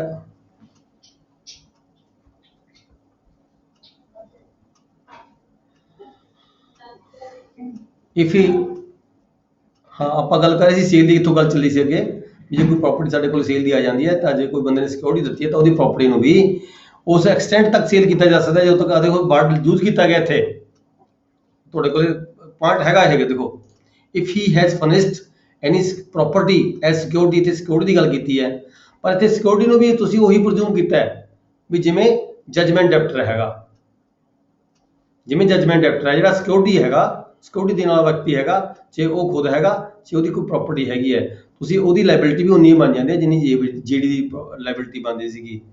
ਠੀਕ ਹੈ, ਇਹਦੇ ਵਿੱਚ ਸਾਫ਼ ਹੀ ਕਿਹਾ ਹੈਗਾ if he has furnished any property as security by sale of such property to the extent of the security, ਜਿੰਨੀ ਸਿਕਿਉਰਿਟੀ ਹੋਵੇ ਉਸ ਹੱਦ ਤੱਕ ਹੀ ਤੁਸੀਂ ਸੇਲ ਕਰੋਗੇ, ਵੱਧ ਨਹੀਂ ਕਰੋਗੇ। If the case falls both under subsection clause 1 and 2, then the extent specified those clauses and such person shall be deemed to be a party within the meaning of section 47। ਜਿਹੜਾ party ਹੈ, ਜਿਹੜਾ concerned ਜਿਹੜਾ surety ਹੈਗਾ ਉਸ ਨੂੰ party ਪ੍ਰਜ਼ੂਮ ਕਰਕੇ, ਠੀਕ ਹੈ, ਉਹਨੂੰ ਪਾਰਟੀ ਪ੍ਰਜ਼ੂਮ ਕਰਕੇ ਹੀ, ਕਿਉਂਕਿ ਉਹਨੇ ਉਹਦੀ ਜ਼ਿੰਮੇਵਾਰੀ ਲਈ ਹੈ, ਉਹਨੂੰ ਤੁਸੀਂ ਪਾਰਟੀ ਪ੍ਰਜ਼ੂਮ ਕਰਕੇ ਹੀ ਉਹਦੇ ਖਿਲਾਫ ਕਾਰਵਾਈ ਕਰੋਗੇ। Next is section 146, proceeding by or against representatives। ਕਿਸੇ ਵਿਅਕਤੀ ਦੇ ਜਿਹੜੇ ਵਾਰਸ ਹੈਗੇ ਰਿਪਰੈਜ਼ੈਂਟ ਕਰਨ ਵਾਲੇ ਉਸ ਨੂੰ ਉਹਦੇ ਵੱਲੋਂ ਜਾਂ ਉਹਦੇ ਅਗੇਂਸਟ ਜਿਹੜੀਆਂ ਕਾਰਵਾਈਆਂ ਨੇ। then the proceedings may be taken or application may be made by or against any person claiming under him। ਕੋਈ ਵਿਅਕਤੀ ਜੋ ਕਿਸੇ ਵਿਹਾਰ ਤੇ ਕੋਈ ਕਲੇਮ ਕਰਦਾ ਹੈ ਉਹਦੀ ਐਬਸੈਂਟ ਦੇ ਵਿੱਚ ਜਾਂ ਉਹਦੀ ਡੈਥ ਹੋਣ ਤੇ ਉਪਰੰਤ ਕਰਦਾ ਹੈ ਤਾਂ ਜਿਹਨੇ ਕਾਰਵਾਈ ਉਹਦੇ ਅਗੇਂਸਟ ਵੀ ਕੀਤੀਆਂ ਜਾ ਸਕਦੀਆਂ ਨੇ ਤੇ ਉਹ ਵੀ ਕੋਈ ਸੂਟ ਫਾਈਲ ਕਰ ਸਕਦਾ ਹੈ, ਕੋਈ ਐਪਲੀਕੇਸ਼ਨ ਦੇ ਸਕਦਾ ਹੈਗਾ as a represent of the deceased. Next ਹੈ ਸੈਕਸ਼ਨ 147, ਇਹ ਕੀ ਕਹੇਗਾ consent or agreement by person under disability. ਜੋ ਕੋਈ ਵਿਅਕਤੀ ਹੈਗਾ ਡਿਸੇਬਲ ਹੈਗਾ, ਠੀਕ ਹੈ, ਉਹਦੀ ਕੰਸੈਂਟ ਹੈ ਜੇ ਲੈਣੀ ਹੈ ਕਿਸੇ ਕੇਸ ਦੇ ਵਿੱਚ, ਕੰਸੈਂਟ ਔਰ ਐਗਰੀਮੈਂਟ ਜਾਂ ਉਹਦੇ ਬਿਹਾਫ ਤੇ ਕੋਈ ਐਗਰੀਮੈਂਟ ਕਰਨਾ ਹੈ ਬਾय द ਨੈਕਸਟ ਫਰੈਂਟ। ਠੀਕ ਹੈ, ਹੁਣ ਦੇਖੋ ਤੁਹਾਡੇ ਸਾਹਮਣੇ ਪ੍ਰੈਕਟੀਕਲ ਦੇ ਵਿੱਚ ਤੁਹਾਡੇ ਕੋਲ ਪ੍ਰੋਬਲਮਾਂ ਕਈ ਵਾਰੀ ਆਉਂਦੀਆਂ ਨੇ, ਜ਼ਿਆਦਾਤਰ ਤਕਸੀਮ ਦੇ ਕੇਸਾਂ 'ਚ ਆਉਂਦੀਆਂ ਨੇ। ਤਕਸੀਮ ਦੇ ਕੇਸਾਂ 'ਚ ਕੋਈ ਵਿਅਕਤੀ ਕੁਛ ਹੁੰਦੇ ਨੇ ਜਿਹੜੇ ਮਾਈਨਰ ਹੁੰਦੇ ਨੇ, ਠੀਕ ਹੈ, ਤਾਂ ਉੱਥੇ ਕੀ ਹੈਗਾ, ਉਹ ਜਿਹੜਾ ਮਾਈਨਰ ਵੱਲੋਂ ਜੇ ਕੋਈ ਐਗਰੀਮੈਂਟ ਤੁਸੀਂ ਕਰਦੇ ਹੋ ਦੈਟ ਇਜ਼ ਅਵੋਇਡੇਬਲ। ਪਰ ਉੱਥੇ ਕੀ ਹੈਗਾ, ਕੋਈ ਐਕਸਚੇਂਜ ਦੀ ਗੱਲ ਕੀਤੀ ਹੈ ਜਾਂ ਕੋਈ ਸੇਲ ਦੀ ਗੱਲ ਕੀਤੀ ਜਾ ਰਹੀ ਹੈ, ਤਾਂ ਉੱਥੇ ਜਿਹੜੀ ਕੋਰਟ ਦੀ ਪਰਮਿਸ਼ਨ ਜਿਹੜੀ ਰਿਕੁਆਇਰਡ ਹੁੰਦੀ ਹੈ। ਜੇ ਕੋਈ ਡਿਸੇਬਲ ਹੈਗਾ, ਡਿਸੇਬਲ ਮਤਲਬ ਕਿਵੇਂ ਹੋ ਸਕਦਾ ਹੈ, ਉਹ ਮਾਈਨਰ ਵੀ ਹੋ ਸਕਦਾ ਹੈ, ਉਹ ਲੂਨੈਟਿਕ ਵੀ ਹੋ ਸਕਦਾ ਹੈ, ਇਨਸੇਨ ਵੀ ਹੋ ਸਕਦਾ ਹੈ, ਠੀਕ ਹੈ, ਐਕਸਪ੍ਰੈਸ ਨਹੀਂ ਆਪਦੀ ਜਿਹੜੀ ਬਿਲਿੰਗ ਹੈ ਉਹ ਨਹੀਂ ਦੇ ਸਕਦਾ ਹੈ ਕੋਈ ਵਿਅਕਤੀ। ਅਜਿਹੇ ਕੇਸ ਦੇ ਜਿਹੜਾ ਉਹਦਾ ਕੋਈ ਨੈਕਸਟ ਫਰੈਂਡ ਹੈਗਾ, ਉਹਦਾ ਕੋਈ ਗਾਰਡੀਅਨ ਹੈਗਾ for the suit have the same force and effect as if such person but under no disability had given such consent or made such agreement। ਜਦੋਂ ਕੋਰਟ ਨੇ ਉਸ ਦੇ ਵਿਅਕਤੀ ਨੂੰ, ਉਸ ਜਿਹੜਾ ਉਹਨੂੰ ਰਿਪਰੈਜ਼ੈਂਟ ਕਰੇਗਾ, ਉਹਦਾ ਕੋਈ ਨੈਕਸਟ ਫਰੈਂਡ ਹੋਏਗਾ, ਕੋਈ ਉਹਦਾ ਕੋਈ ਵਾਰਸ ਹੋਏਗਾ, ਜਦੋਂ ਕੋਰਟ ਨੇ ਉਸ ਨੂੰ ਪਰਮਿਸ਼ਨ ਦੇਤੀ ਤਾਂ ਫਿਰ ਉਸ ਨੂੰ ਅਸੀਂ ਮਤਲਬ ਇਹ ਨਹੀਂ ਕਹਿ ਸਕਦੇ ਵੀ ਜਿਹੜਾ ਉਹਦੇ ਬਿਹਾਫ 'ਤੇ ਜਦੋਂ ਤੁਸੀਂ ਕੋਈ ਕੰਸੈਂਟ ਦੇਣੀ ਹੈ ਜਾਂ ਕੋਈ ਐਗਰੀਮੈਂਟ ਕਰਨਾ ਹੈ ਤਾਂ ਫਿਰ ਉੱਥੇ ਜਿਹੜੀ ਇਨਸੇਨ ਦੀ ਗੱਲ ਖਤਮ ਹੋ ਜਾਏਗੀ, ਉੱਥੇ ਮਾਈਨਰ ਦੀ ਗੱਲ ਖਤਮ ਹੋ ਜਾਏਗੀ। ਜਦੋਂ ਜਿਹੜਾ ਹੈਗਾ ਉਹਦਾ ਵਾਰਸ ਕਰ ਰਿਹਾ ਹੈਗਾ, ਕੋਰਟ ਦੀ ਪਰਮਿਸ਼ਨ ਨਾਲ ਕਰ ਰਿਹਾ ਹੈ, ਤਾਂ ਇਟ ਮੀਨਸ ਇਹ ਸਮਝਾ ਪ੍ਰਜ਼ੂਮ ਕੀਤਾ ਜਾਵੇਗਾ ਵੀ ਬੰਦਾ ਬਿਲਕੁਲ ਠੀਕ ਹੈ ਤੇ ਮੇਜਰ ਵੀ ਹੈਗਾ, ਸਭ ਕੁਛ ਹੈਗਾ, ਕਿਉਂਕਿ ਜਿਹੜਾ ਐਗਰੀਮੈਂਟ ਹੈ ਬੇਸ਼ੱਕ ਮਾਈਨਰ ਦੇ ਬਿਹਾਫ ਤੇ ਕਰ ਰਿਹਾ ਹੈ, ਪਰ ਕਰ ਰਿਹਾ ਹੈ ਮੇਜਰ ਵਿਅਕਤੀ ਕਰ ਰਿਹਾ ਹੈਗਾ। ਉੱਥੇ ਕਿਸੇ ਵੀ ਸਟੇਜ ਤੇ ਜਾ ਕੇ ਇਹ ਸਾਰਾ ਨਹੀਂ ਲਿਆ ਜਾ ਸਕਦਾ ਵੀ ਮੈਂ ਤਾਂ ਮਾਈਨਰ ਸੀ ਜੀ, ਜਾਂ ਉਸ ਨੂੰ ਉਹ ਤਾਂ ਮਾਈਨਰ ਸੀ, ਜਾਂ ਉਸ ਨੂੰ ਤਾਂ ਇਨਸੇਨ ਸੀਗਾ, ਲੂਨੈਟਿਕ ਸੀਗਾ। ਨੈਕਸਟ ਹੈ ਸੈਕਸ਼ਨ 148 ਇਨਲਾਰਜਮੈਂਟ ਆਫ ਟਾਈਮ। ਕਿਸੇ ਵੀ ਸਟੇਜ ਤੇ ਕਿਸੇ ਟਾਈਮ ਨੂੰ ਵਧਾਉਣਾ, where any period is fixed or granted by the court for the doing of any act। ਜਦੋਂ ਕੋਰਟ ਵੱਲੋਂ ਕੋਈ ਟਾਈਮ ਦਿੱਤਾ ਗਿਆ ਹੋਵੇ ਕਿਸੇ ਪਾਰਟੀ ਨੂੰ, ਠੀਕ ਹੈ, allowed by this code, ਇਸ ਕੋਡ ਦੇ ਮੁਤਾਬਕ the court may in its discretion from time to time enlarge period, ਇਸ ਸਮੇਂ ਨੂੰ ਵਧਾ ਸਕਦੀ ਹੈਗੀ ਹੈ। ਜੇ ਕੋਰਟ ਦੇ ਮੁਤਾਬਕ ਕੋਈ ਸਮਾਂ ਦਿੱਤਾ ਗਿਆ ਪਰ ਉਸ ਸਮੇਂ ਦੇ ਅੰਦਰ ਕੋਈ ਵਿਅਕਤੀ ਉਹ ਜਿਹੜਾ ਐਕਟ ਉਹਦੇ ਵੱਲੋਂ ਕੀਤਾ ਜਾਂਦਾ ਪੂਰਾ ਨਹੀਂ ਕਰਦਾ, ਤਾਂ ਕੋਰਟ ਜੇ ਕੋਰਟ ਸੈਟੀਸਫਾਈ ਹੁੰਦੀ ਹੈ ਤਾਂ ਜਿਹੜਾ 30 ਦਿਨ ਤੱਕ ਦਾ ਜਿਹੜਾ ਸਮਾਂ ਹੈਗਾ ਹੋਰ ਦੇ ਸਕਦੀ ਹੈ, ਪਰ 30 ਦਿਨ ਤੋਂ ਜ਼ਿਆਦਾ ਸਮਾਂ ਨਹੀਂ ਦਿੱਤਾ ਜਾ ਸਕਦਾ ਕੋਰਟ ਵੱਲੋਂ।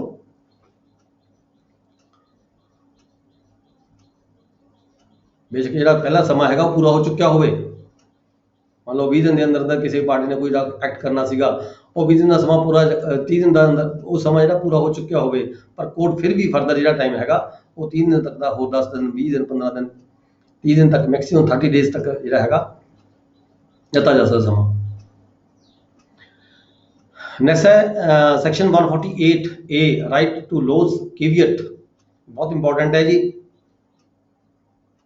ਤੁਸੀਂ ਹਾਈ ਕੋਰਟ ਦੀ ਕੇਵੀਅਟ ਤਾਂ ਸੁਣੀ ਹੋਏਗੀ, ਸਾਰਿਆਂ ਨੇ ਸੁਣੀ ਹੋਏਗੀ। ਜਦੋਂ ਕੋਈ ਵਿਅਕਤੀ, ਜੇ ਕੋਈ ਪਾਰਟੀ, ਕਿਸੇ ਲੋਅਰ ਕੋਰਟ ਨੇ, ਕਿਸੇ ਸੈਸ਼ਨ ਕੋਰਟ ਨੇ ਕੋਈ ਫੈਸਲਾ ਕਰ ਦਿੱਤਾ ਵੀ ਦੂਜੀ ਪਾਰਟੀ ਹਾਈ ਕੋਰਟ ਜਾ ਕੇ ਕੋਈ ਉਹਦੀ ਅਪੀਲ ਜੇ ਫਾਈਲ ਕਰੇ ਤਾਂ ਸਾਨੂੰ ਸੁਣਿਆ ਜਾਵੇ।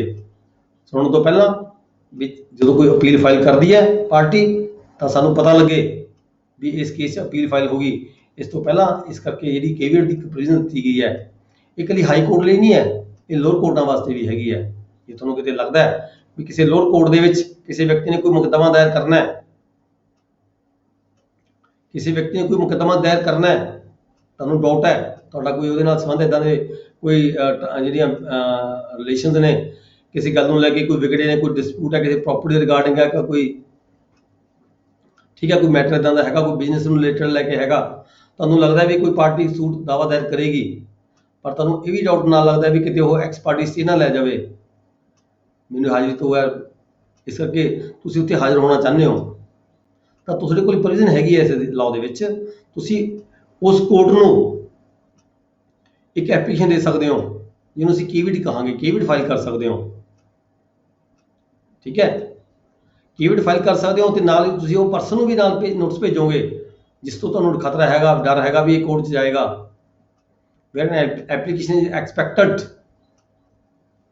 ਦੇਖੋ ਸਬਸੈਕਸ਼ਨ 1 ਕੀ ਕਹਿੰਦਾ ਹੈ, where an application is expected to be made or has been made in the suit of proceeding instituted. ਜਦੋਂ ਤੁਹਾਨੂੰ ਲੱਗਦਾ ਵੀ ਕੋਈ ਐਪਲੀਕੇਸ਼ਨ ਆਏਗੀ ਕਿਸੇ ਸੂਟ ਦੀ, ਇਨ ਸੂਟ ਜਾਂ ਕੋਈ ਸੂਟ ਚੱਲ ਰਿਹਾ ਹੈ ਜਾਂ ਕੋਈ ਪ੍ਰੋਸੀਡਿੰਗ ਹੈ, और अबाउट टू इंस्टीट्यूट या कोई दावा दायर होना है in a court, any person claiming a right to appear before the court on hearing of such person, ਜਿਹੜਾ ਬੰਦਾ ਜਿਵੇਂ A ਪਰਸਨ ਚਾਹੁੰਦਾ ਹੈ ਵੀ ਮੈਨੂੰ ਮੇਰੀ ਹਾਜ਼ਰੀ 'ਚ ਹੋਵੇ ਜੋ ਕੋਰਟ 'ਚ ਹੋਵੇ, ਜਾਂ ਕੋਈ B ਨਾਮ ਦਾ ਵਿਅਕਤੀ ਕਿਸੇ ਕੋਰਟ ਦੇ ਵਿੱਚ ਕੋਈ ਐਪਲੀਕੇਸ਼ਨ ਦਿੰਦਾ, ਕੋਈ ਸੂਟ ਫਾਈਲ ਕਰਾਉਂਦਾ ਹੈ, ਪਰ ਮੈਨੂੰ ਤਾਂ ਪਤਾ ਲੱਗੇ ਮੇਰੀ ਹਾਜ਼ਰੀ 'ਚ ਸੁਣਵਾਈ ਹੋਵੇ।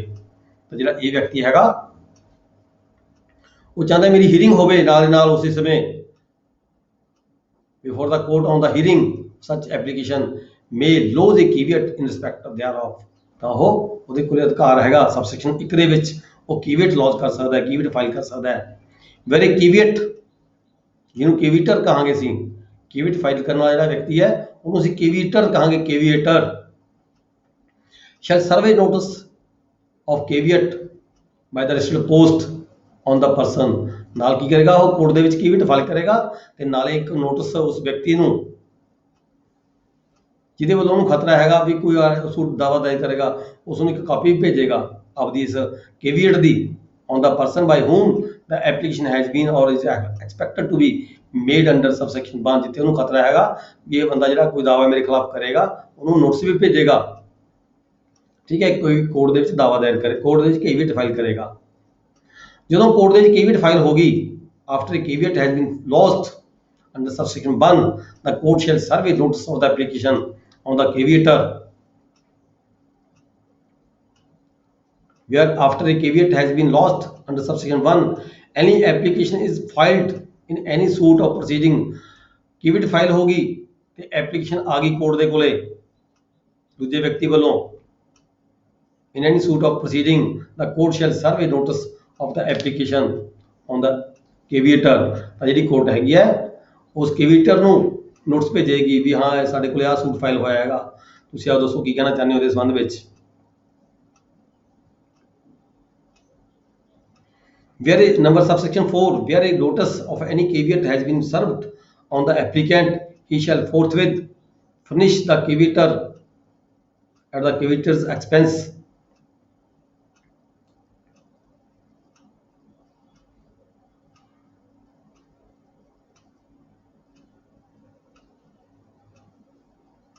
ਤਾਂ ਇਹਦੇ ਨਾਲ ਹੀ ਜਦੋਂ ਜਿਹੜੀ ਪਾਰਟੀ ਕੰਸਰਨਡ ਹੈਗੀ ਹੈ ਜਿਹਨੂੰ ਨੋਟਿਸ ਭੇਜਿਆ ਸੀਗਾ, A ਨਾਮ ਦੇ ਵਿਅਕਤੀ ਨੇ B ਨਾਮ ਦੇ ਵਿਅਕਤੀ ਨੂੰ ਨੋਟਿਸ ਭੇਜਿਆ ਸੀਗਾ, ਕੋਰਟ 'ਚ ਕੀਵੀਅਟ ਫਾਈਲ ਕੀਤੀ ਸੀਗੀ ਤੇ B ਨੂੰ ਨੋਟਿਸ ਭੇਜਿਆ ਸੀ ਵੀ ਮੈਂ ਕੀਵੀਅਟ ਫਾਈਲ ਕੀਤੀ ਹੈ, ਜਦੋਂ ਤੁਸੀਂ ਕੋਈ ਐਪਲੀਕੇਸ਼ਨ ਜਾਂ ਸੂਟ ਫਾਈਲ ਕਰਨਾ ਹੈ ਤਾਂ ਮੈਨੂੰ ਤੁਸੀਂ ਇਨਫੋਰਮੇਸ਼ਨ ਦਿਓਗੇ, ਕੋਰਟ ਤਾਂ ਦੇਗੀ ਤੇ ਨਾਲ ਤੁਸੀਂ ਵੀ ਦਿਓਗੇ।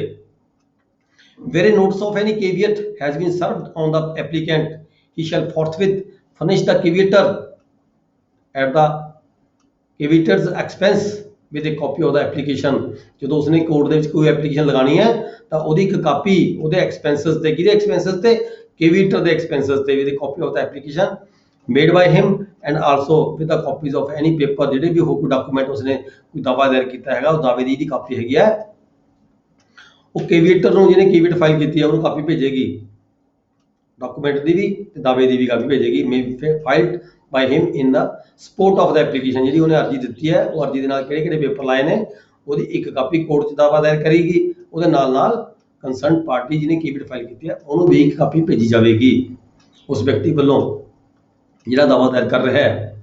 ਫਿਰ ਨਾਲ ਹੀ ਇਹ ਹੈਗੀ ਹੈ, ਇਹ ਜਿਹੜੀ ਕੀਵੀਟ ਹੈਗੀ ਹੈ ਤਾਂ ਸਮਾਂ ਨਿਯਤ ਹੈਗਾ, ਜਿਹੜੀ ਜਦੋਂ 90 ਦਿਨ ਪਾਸ ਹੋ ਗਏ ਕੀਵੀਟ ਫਾਈਲ ਕਰਨ ਤੋਂ ਬਾਅਦ ਤਾਂ 90 ਦਿਨ ਤੱਕ ਇਹ ਜਿਹੜਾ ਪ੍ਰੋਸੈਸ ਹੈਗਾ ਚੱਲਦਾ ਰਹੇਗਾ। 90 ਦਿਨ ਦੇ ਅੰਦਰ ਜੇ ਕੋਈ ਪਾਰਟੀ ਦਾਵਾ ਦਾਇਰ ਕਰਦੀ ਹੈ ਤਾਂ ਹੀ ਇਹ ਜਿਹੜੀ ਕਾਰਵਾਈ ਹੈਗੀ ਹੈ ਕੇਵੀਏਟਰ ਨੂੰ ਇਨਫੋਰਮੇਸ਼ਨ ਦੇਣ ਦੀ ਕਾਰਵਾਈ 90 ਦਿਨ ਦੇ ਅੰਦਰ ਹੋ ਸਕਦੀ ਹੈ, ਪਰ ਜੇ 90 ਦਿਨ ਟੱਪ ਗਏ ਤਾਂ ਜਿਹੜੀ ਕੇਵੀਟ ਹੈਗੀ ਹੈ ਕੇਵੀਟ ਖਤਮ ਹੋ ਜਾਂਦੀ ਹੈ, ਉਹਦਾ ਜਿਹੜਾ ਇਨਫੋਰਸਮੈਂਟ ਹੈ ਉਹ ਖਤਮ ਹੋ ਜਾਂਦਾ ਹੈ 90 ਦਿਨਾਂ ਬਾਅਦ। ਜੇਕਰ ਪਾਰਟੀ ਦੁਬਾਰਾ ਚਾਹੇ ਤਾਂ ਫਿਰ ਦੁਬਾਰਾ ਪਾਰਟੀ ਨੂੰ ਦੁਬਾਰਾ ਫਿਰ ਕੇਵੀਟ ਫਾਈਲ ਕਰਨੀ ਪਏਗੀ। ਠੀਕ ਹੈ, 90 ਦਿਨਾਂ ਬਾਅਦ ਜਿਹੜੀ ਇਨਫੋਰਸਮੈਂਟ ਹੈ ਉਹ ਖਤਮ ਹੋ ਜਾਂਦੀ ਹੈ। ਜੇ 90 ਦਿਨ ਲੰਘਣ ਤੋਂ ਬਾਅਦ ਕੋਈ ਬੰਦਾ ਕੋਈ ਦਾਵਾ ਦਾਇਰ ਕਰਦਾ, ਕੋਈ ਐਪਲੀਕੇਸ਼ਨ ਦਿੰਦਾ ਤਾਂ ਉਸ ਨੂੰ ਫਿਰ ਦੁਬਾਰਾ ਕੇਵੀਏਟਰ ਨੂੰ ਇਨਫੋਰਮੇਸ਼ਨ ਦੇਣ ਦੀ ਕੋਈ ਜ਼ਰੂਰਤ ਨਹੀਂ ਹੁੰਦੀ।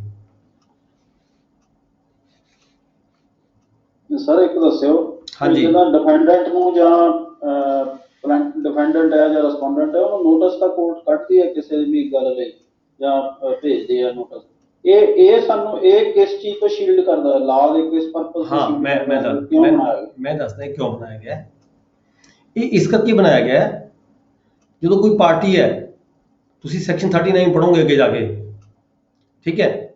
ਸੈਕਸ਼ਨ 39 ਦੇ ਵਿੱਚ ਕੀ ਹੁੰਦਾ ਹੈਗਾ, ਨਾਲ ਇੰਜੈਕਸ਼ਨ ਦੀ ਐਪਲੀਕੇਸ਼ਨ ਹੁੰਦੀ ਹੈ, ਪਾਰਟੀ ਦਾਵਾ ਦਾਇਰ ਕਰਦੀ ਹੈ, ਨਾਲ ਇੱਕ ਇੰਜੈਕਸ਼ਨ ਦੀ ਐਪਲੀਕੇਸ਼ਨ ਆਉਂਦੀ ਹੈ ਵੀ ਉਹਨੂੰ ਨਾਲ ਦੇ ਨਾਲ ਦੀ ਸਟੇ ਵੀ ਦਿੱਤੀ ਜਾਵੇ, ਅੱਗੇ ਜਿਹੜਾ ਦੂਜਾ ਵਿਅਕਤੀ ਹੈਗਾ ਉਹ ਪ੍ਰਾਪਰਟੀ ਮੈਨੂੰ ਸੀਲ ਨਾ ਕਰ ਦੇਵੇ ਜਾਂ ਮੇਰੇ ਤੋਂ ਕਬਜ਼ਾ ਨਾ ਲੈ ਲਵੇ, ਸਟੇ ਨਾ ਕਰ ਦੇਵੇ। ਬੰਦੇ ਨੇ ਤਾਂ ਰਜਿਸਟਰੀ ਕਰਾਉਣੀ ਸੀਗੀ, ਉਦੋਂ ਵਾਲਾ ਸਟੇ ਲੈ ਗਿਆ, ਠੀਕ ਹੈ। ਇਹ ਇਸ ਗੱਲ ਤੋਂ ਸ਼ੀਲਡ ਕਰਦੀ ਹੈ, ਉਸ ਪਾਰਟੀ ਨੂੰ ਆਪਦਾ ਪੱਖ ਪੇਸ਼ ਕਰਨ ਦੀ ਮੌਕਾ ਦਿੰਦੀ ਹੈ ਵੀ ਉਹ ਐਕਸ ਪਾਰਟੀ ਸਟੇ ਨਾ ਕੋਈ ਆਰਡਰ ਨਾ ਕਰਵਾ ਜਾਵੇ। ਐਕਸ ਪਾਰਟੀ ਆਰਡਰ ਤੋਂ ਬਚਣ ਦੀ ਖਾਤਰ ਐਕਸ ਪਾਰਟੀ ਆਰਡਰ ਤਾਂ ਕਿ ਉਹ ਪਾਰਟੀ ਦੇ ਅਗੇਂਸਟ ਨਾ ਕੋਈ ਮਤਲਬ ਕਿ ਫੈਸਲਾ ਹੋ ਜਾਵੇ, ਕੋਈ ਆਰਡਰ ਨਾ ਹੋ ਜਾਏ ਐਸਾ ਬਿਨਾਂ ਸੁਣੇ ਕੋਈ ਫੈਸਲਾ ਨਾ ਹੋ ਜਾਵੇ, ਠੀਕ ਹੈ। ਇਸ ਗੱਲ ਤੋਂ ਹੋ ਸਕਦਾ 90 ਦਿਨ ਦੇ ਵਿੱਚ, ਇਸ ਗੱਲ ਤੋਂ ਸ਼ੀਲਡ ਹੋ ਸਕਦੀ ਹੈ। ਠੀਕ ਹੈ, ਠੀਕ ਹੈ। ਪਾਰਟੀ ਨੇ ਰਜਿਸਟਰੀ ਕਰਾਣੀ ਹੈ, ਆਲਾ ਜਾ ਕੇ ਸਟੇ ਲੈ ਆਵੇ, ਤਾਂ ਉੱਥੇ ਬੰਨੇਗੇ ਪਾਰਟੀ ਤਾਂ, ਠੀਕ ਹੈ। ਪਰ ਜਦੋਂ ਪਾਰਟੀ ਦੂਜੀ ਪਾਰਟੀ ਜਾ ਕੇ ਆਪਦਾ ਪੱਖ ਪੇਸ਼ ਕਰਦੀ ਹੈ ਕੋਰਟ ਨੂੰ, ਅਸਲ ਜਾਣ ਕੇ ਤਾਂ ਉਸੇ ਵੇਲੇ ਹੁੰਦੀ ਹੈ ਨਾ ਜੀ। ਇਸ ਕਰਕੇ ਵੀ ਐਟ ਦਾ ਬੈਕ ਕੋਈ ਆਰਡਰ ਨਾ ਕੋਈ ਪਾਰਟੀ ਕਰਵਾ ਜਾਵੇ, ਇਸ ਗੱਲ ਤੋਂ ਸ਼ੀਲਡ ਹੀ ਦਿੰਦਾ ਹੈ ਜਿਹੜਾ ਸੈਕਸ਼ਨ ਹੈਗਾ। ਠੀਕ ਹੈ ਸਰ, ਥੈਂਕ ਯੂ। ਨੈਕਸਟ ਹੈ section 149, power to make up deficiency of the court fee. ਇਹ ਕੁਛ ਨਹੀਂ ਹੈ, ਜਿੱਥੇ ਕਿਤੇ ਕੋਈ ਡੈਫੀਸ਼ੀਐਂਸੀ, ਕਿਤੇ ਕੋਰਟ ਫੀਸ ਘੱਟ ਲੱਗੀ ਹੈ, ਕੋਰਟ ਕਿਸੇ ਵੇਲੇ ਕਿਸੇ ਸਟੇਜ ਤੇ ਉਸ ਪਾਰਟੀ ਨੂੰ ਕੰਸਰਨਡ ਨੂੰ ਕਹਿ ਕੇ ਕੋਰਟ ਫੀਸ ਪੂਰੀ ਕਰਵਾਈ ਜਾ ਸਕਦੀ ਹੈ। ਟ੍ਰਾਂਸਫਰ ਆਫ ਬਿਜ਼ਨਸ,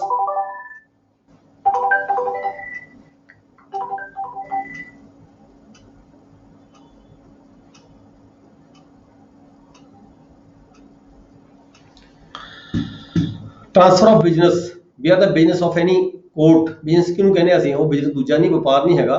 ਬਿਜ਼ਨਸ ਜਿਹੜਾ ਕੋਰਟ ਦੇ ਕੇਸ ਚੱਲਦੇ ਆ, ਮੁਕੱਦਮੇ ਚੱਲਦੇ ਆ, ਉਸ ਨੂੰ ਕੋਰਟ ਦਾ ਬਿਜ਼ਨਸ ਕਿਹਾ ਜਾ ਗਿਆ ਹੈਗਾ। Where the business of any court is transferred to the any other court. ਜਦੋਂ ਹੁਣ ਕੋਰਟ ਦੇ ਵਿੱਚੋਂ ਆਪਾਂ ਕਹਿੰਦੇ ਮੁਕੱਦਮੇ ਚੇਂਜ ਹੋ ਕੇ ਦੂਜੀ ਕੋਰਟ ਚਲੇ ਗਏ, ਠੀਕ ਹੈ, ਉਦੋਂ ਕੀ ਹੈਗਾ, ਉਹ ਜਿਹੜੀ ਕੋਰਟ ਜਿਸ ਕੋਰਟ ਕੋਲੇ ਉਹ ਮੁਕੱਦਮੇ ਚਲੇ ਜਾਂਦੇ ਨੇ ਜਾਂ ਫਾਈਲਾਂ ਚਲੀਆਂ ਜਾਂਦੀਆਂ ਨੇ, where the business of any court is transferred to any other court, the court to which the business is so transferred shall have the same powers and shall perform the same duties। ਜਿਵੇਂ ਉਸ court ਨੇ ਫੈਸਲਾ ਕਰਨਾ ਸੀ, ਉਹੀ ਪਾਵਰਾਂ ਉਹ court ਕੋਲੇ ਹੋਣਗੀਆਂ ਜਿਹਦੇ ਕੋਲੇ ਜਿਹੜੇ ਕੇਸ ਟ੍ਰਾਂਸਫਰ ਕਰਕੇ ਭੇਜੇ ਕਿਸੇ ਉਹ ਹਰ ਕੋਰਟ ਕੋਲੋਂ ਭੇਜੇ ਗਏ ਨੇ।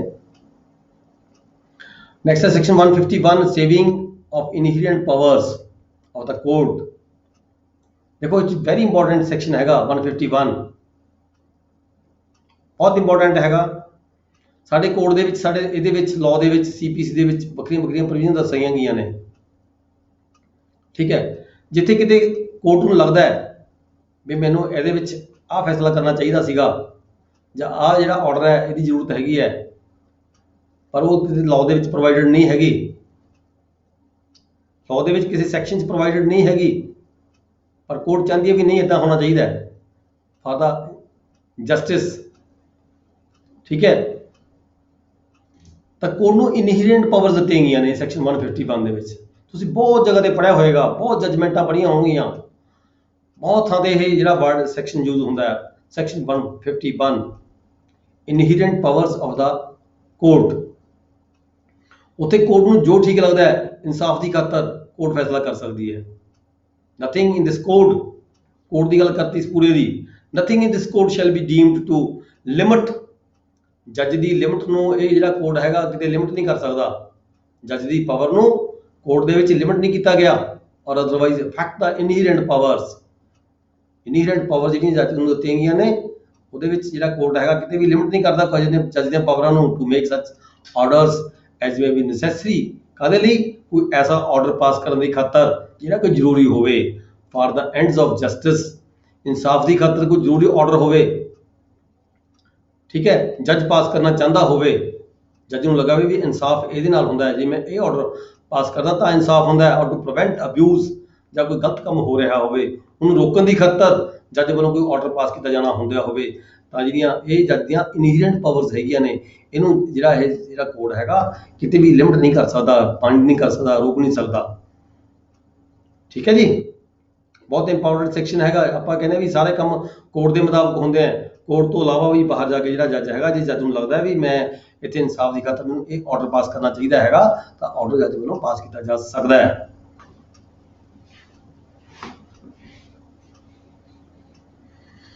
Section 152 amendment of the judgment, decree or order। ਜੇ ਕਿਤੇ ਇੱਥੇ ਗੱਲ ਕੀਤੀ ਗਈ ਹੈ ਜੇ ਕਿਤੇ ਕਲੈਰੀਕਲ ਮਿਸਟੇਕ ਜਜਮੈਂਟ ਦੇ ਵਿੱਚ ਹੋ ਜਾਵੇ, ਕਿਸੇ ਆਰਡਰ 'ਚ, ਕਿਸੇ ਡਿਗਰੀ ਦੇ ਵਿੱਚ, ਕਿਸੇ ਜਜਮੈਂਟ ਦੇ ਵਿੱਚ ਕੋਈ ਕਲੈਰੀਕਲ ਅਰਥਮੈਟਿਕਲ ਮਿਸਟੇਕ ਰਹਿ ਗਈ, ਠੀਕ ਹੈ, ਕੋਈ ਸਲਿੱਪ ਹੋ ਗਿਆ, ਕੋਈ ਵਰਡ ਸਲਿੱਪ ਹੋ ਗਿਆ, ਤਾਂ ਉਸ ਨੂੰ ਜਿਹੜੀ ਅਮੈਂਡਮੈਂਟ ਕੀਤੀ ਜਾ ਸਕਦੀ ਹੈ ਕੋਰਟ ਵੱਲੋਂ। Court either of its own motion or on the application of any concerned party, ਜਿਹੜੀ ਕੋਰਟ ਹੈਗੀ ਆ ਉਸ ਦੀ ਕਰੈਕਸ਼ਨ ਕੀਤੀ ਜਾ ਸਕਦੀ ਹੈ। ਜਨਰਲ ਪਾਵਰ ਟੂ ਅਮੈਂਡ 153 'ਚ ਕਿਹਾ ਗਿਆ general power to amend. The court may at any time and on such terms as cost or otherwise amend any defect or error। देखो डिफैक्ट ਤੇ एरर ਦਾ ਵੱਖਰੀ ਗੱਲ ਹੀ ਇੱਥੇ ਪਾਰਟੀਆਂ ਦਾ ਕੋਈ ਇਹ ਨਹੀਂ ਹੈਗਾ ਵੀ ਉਹਨੂੰ ਸੁਣਨਾ ਜ਼ਰੂਰੀ ਹੈਗਾ। amend any defect or error in any proceedings in a suit and all the necessary amendments shall be made for the purpose of determining the real question or issue raised or depending on such proceedings। Ajay proceeding ਚੱਲ ਰਹੀਆਂ ਨੇ, ਜਿਹੜਾ ਉੱਪਰਲਾ section 152 ਸੀਗਾ ਇਹਦੇ ਚ order pass ਹੋ ਚੁੱਕਿਆ ਸੀਗਾ, ਡਿਗਰੀ ਪਾਸ ਹੋ ਚੁੱਕੀ ਸੀ, ਜਜਮੈਂਟ ਪਾਸ ਹੋ ਚੁੱਕੀ ਸੀ। ਇਹ ਜਿਹੜਾ ਜਨਰਲ ਪਾਵਰ ਟੂ ਅਮੈਂਡ ਹੈ ਇਹ ਪ੍ਰੋਸੀਡਿੰਗ ਚੱਲਦੇ ਦੌਰਾਨ ਕੋਈ ਗਲਤੀ ਹੋਈ ਵੀ ਹੈਗੀ ਹੈ ਉਹਨੂੰ ਜਿਹੜਾ ਹੈਗਾ ਕਰੈਕਟ ਕੀਤਾ ਜਾ ਸਕਦਾ ਹੈ। ਸੈਕਸ਼ਨ 153 ਇਹ ਕੀ ਕਹਿੰਦਾ ਹੈ? Power to amend decree or order where appeal is summarily dismissed. ਹੁਣ ਮੰਨ ਲਓ ਤੁਸੀਂ ਕੋਈ ਜੱਜ ਨੇ ਕੋਈ ਆਰਡਰ ਪਾਸ ਕੀਤਾ ਸੀ, ਕੋਈ ਡਿਗਰੀ ਪਾਸ ਕੀਤੀ ਸੀਗੀ, ਠੀਕ ਹੈ, ਉਹਦੀ ਅਪੀਲ ਹੋ ਗਈ, ਅਪੀਲ ਜਾ ਕੇ ਫਿਰ ਡਿਗਰੀ ਡਿਸਮਿਸ ਹੋ ਗਈ, ਅਪੀਲ ਡਿਸਮਿਸ ਹੋ ਗਈ, ਠੀਕ ਹੈ। Power to amend decree or order where appeal is summarily dismiss. ਜਿਹੜੀ ਅਪੀਲ ਹੈ ਸ਼ੁਰੂ 'ਚ ਡਿਸਮਿਸ ਹੋ ਗਈ। ਕੀ ਕਹਿੰਦਾ ਫਿਰ ਉਸ ਸਟੇਜ ਦੇ ਵਿੱਚ ਜਿਹੜੀ ਡਿਗਰੀ ਹੈ ਉਹਦੇ ਕੋਈ ਕਲੈਰੀਕਲ ਮਿਸਟੇਕ ਹੈਗੀ ਹੈ, ਠੀਕ ਹੈ, ਕਿ ਉਹ ਜੱਜ ਵੱਲੋਂ ਠੀਕ ਕੀਤੀ ਜਾ ਸਕਦੀ ਹੈ। ਕਿ ਇਸ ਗੱਲ ਦਾ ਤਾਂ ਨਹੀਂ ਕੋਈ ਇਹ ਹੋਏਗਾ ਇਸ਼ੂ ਬਣੇਗਾ ਵੀ ਤਾਂ ਜੀ ਅਪੀਲ ਚਲੀ ਗਈ ਉਹਨੂੰ ਅਪੀਲੈਂਟ ਕੋਰਟ ਜਾ ਕੇ ਠੀਕ ਕਰੇ ਇਸਨੂੰ। ਉਹ ਕਹਿੰਦੇ ਨਹੀਂ, ਬੇਸ਼ੱਕ ਅਪੀਲ ਹੋ ਗਈ ਸੀ, ਅਪੀਲ 'ਚ ਡਿਸਮਿਸ ਹੋ ਗਈ, ਠੀਕ ਹੈ, ਅਪੀਲ ਡਿਸਮਿਸ ਹੋ ਗਈ, ਜਿਹੜੀ ਡਿਗਰੀ ਦੀ ਕੋਈ ਕਰੈਕਸ਼ਨ ਕਰਨੀ ਬਣਦੀ ਹੈਗੀ ਹੈ ਤਾਂ ਜੇ ਬੇਸ਼ੱਕ ਕੋਰਟ ਜਿਹੜੀ ਇਹ ਡਿਗਰੀ ਹੈਗੀ ਆ ਅਪੀਲ 'ਚ ਵੀ ਜਾਏ ਤਦ ਵੀ ਜਿਹੜੀ ਕਰੈਕਸ਼ਨ ਹੈ ਕੀਤੀ ਜਾ ਸਕਦੀ ਹੈ। 153B place of trial to be deemed to be open court। ਦੇਖੋ ਇੱਥੇ ਸਾਫ ਜੀ ਗੱਲ ਹੈਗੀ ਹੈ ਵੀ ਪਲੇਸ ਆਫ ਟ੍ਰਾਇਲ ਕਿਹੜਾ ਹੁੰਦਾ ਕੋਰਟ ਦੇ ਵਿੱਚ? ਕੋਰਟ ਓਪਨ ਕੋਰਟ ਦੇ ਵਿੱਚ ਕੋਈ ਮੁਕੱਦਮਾ ਸੁਣਿਆ ਜਾ ਸਕਦਾ ਹੈ, ਜਿੱਥੇ ਟ੍ਰਾਇਲ ਚੱਲਦਾ ਹੈ ਉਹ ਓਪਨ ਕੋਰਟ ਹੈ। ਪਰ ਜਿੱਥੇ ਕਿਤੇ ਕੋਈ ਜੱਜ ਨੂੰ ਲੱਗਦਾ ਹੈਗਾ, ਪ੍ਰੈਜ਼ਾਈਡਿੰਗ ਆਫਿਸਰ ਨੂੰ ਲੱਗਦਾ ਹੈ, ਇੱਥੇ ਨਾਲ ਆਪਸ਼ਨ ਵੀ ਦਿੱਤੀ ਗਈ ਜੱਜ ਨੂੰ, ਠੀਕ ਹੈ। ਅਦਰਵਾਈਜ਼ ਤਾਂ ਜਿਹੜਾ ਪ੍ਰੋਸੀਡਿੰਗ ਹੁੰਦੀਆਂ ਨੇ ਓਪਨ ਕੋਰਟ ਦੇ ਵਿੱਚ ਚੱਲਦੀਆਂ ਨੇ, ਮੁਕੱਦਮਾ ਓਪਨ ਕੋਰਟ 'ਚ ਸੁਣਿਆ ਜਾਂਦਾ ਹੈ। ਪਰ ਫਿਰ ਵੀ ਇੱਥੇ ਅੱਗੇ ਪ੍ਰੈਜ਼ਾਈਡਿੰਗ ਜੱਜ ਜੇਕਰ ਚਾਹੇ ਠੀਕ ਸਮਝੇ, ਠੀਕ ਹੈ, ਕਿਸੇ ਪਾਰਟੀਕੂਲਰ ਕੇਸ ਦੇ ਵਿੱਚ person shall not access or be remain in the room or building used the court। ਤਾਂ ਆਰਡਰ ਕਰ ਸਕਦਾ ਹੈ ਵੀ ਪਬਲਿਕ ਜਨਰਲ ਜਿਹੜੀ ਹੈਗੀ ਹੈ ਉਹ ਇਸ ਕੇਸ ਨੂੰ ਐਕਸੈਸ ਨਹੀਂ ਕਰੇਗੀ, ਠੀਕ ਹੈ। ਇਹ ਜਿਹੜਾ ਹੈਗਾ ਜਿਹੜੀ ਕਾਰਵਾਈ ਹੈ ਹਰ ਵਿਅਕਤੀ ਤੇ ਕੋਰਟ ਵਿੱਚ ਆਉਣ ਦੀ ਇਜਾਜ਼ਤ ਨਹੀਂ ਹੋਵੇਗੀ। ਅਜਿਹਾ ਕਿਸੇ ਕੇਸ ਦੇ ਹਾਲਾਤਾਂ ਨੂੰ ਮੁੱਖ ਰੱਖਦੇ ਹੋਏ ਜਿਹੜਾ ਆਰਡਰ ਹੈ ਜੱਜ ਵੱਲੋਂ ਕੀਤਾ ਜਾ ਸਕਦਾ ਹੈਗਾ ਓਪਨ ਕੋਰਟ ਦੀ ਬਜਾਏ। सेक्शन 154(5)(6) से रिपील हो चुके हैं। 57 continuance of orders under repealed enactments. Continuance of orders under repealed enactments कहना ਜਿਹੜੇ ਕਿ ਆਰਡਰ ਜਿਹੜੇ ਪਹਿਲੇ ਕੋਈ ਐਕਟ ਹੈਗੇ ਨੇ, ਜਿਵੇਂ 1859 ਦਾ ਐਕਟ ਹੈਗਾ, ਕੋਡ ਹੈਗਾ, ਬੇਸ਼ੱਕ ਉਹ ਰਿਪੀਲ ਹੋ ਚੁੱਕਿਆ ਹੈ, ਠੀਕ ਹੈ। Notifications published, declaration and rules made, placed, appointed,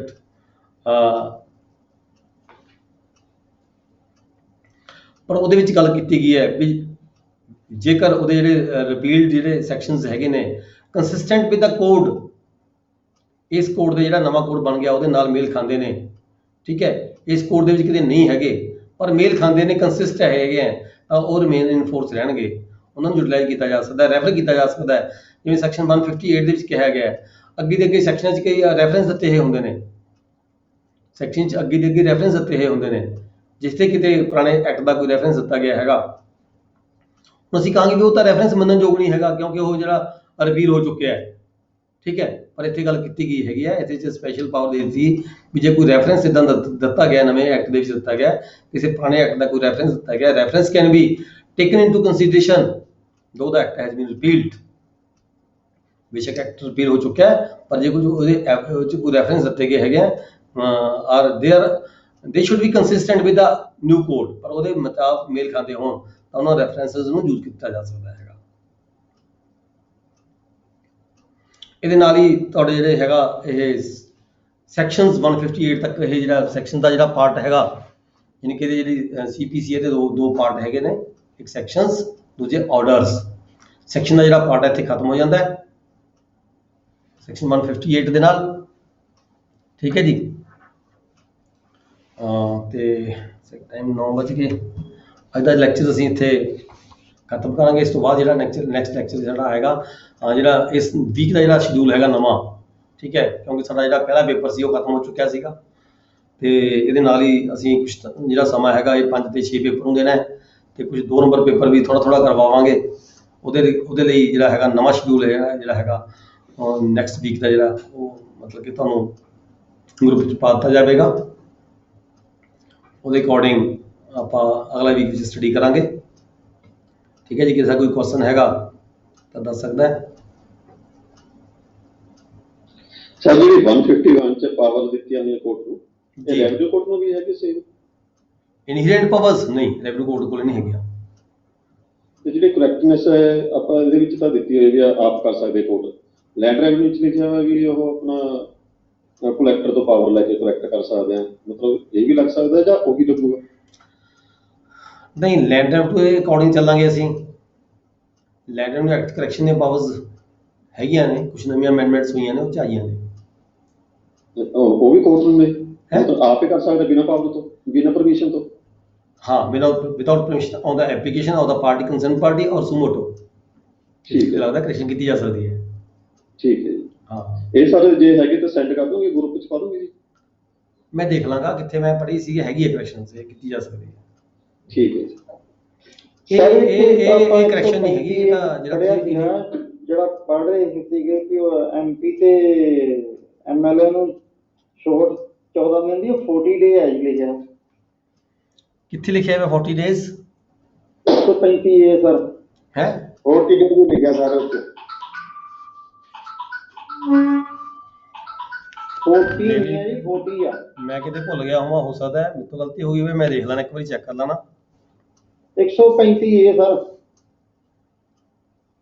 135 ਇਹਦੇ ਲਾਸਟ ਵਿੱਚ 135 ਹੈ ਦੀ ਸਬ ਸੈਕਸ਼ਨ C ਜੀ। हाँ, 40 डेज है, ठीक है, यू आर राइट। 40 डेज है, 40 नहीं है, 40 डेज है, मेरे नहीं याद रहा। 40 डेज है, 40 दिन।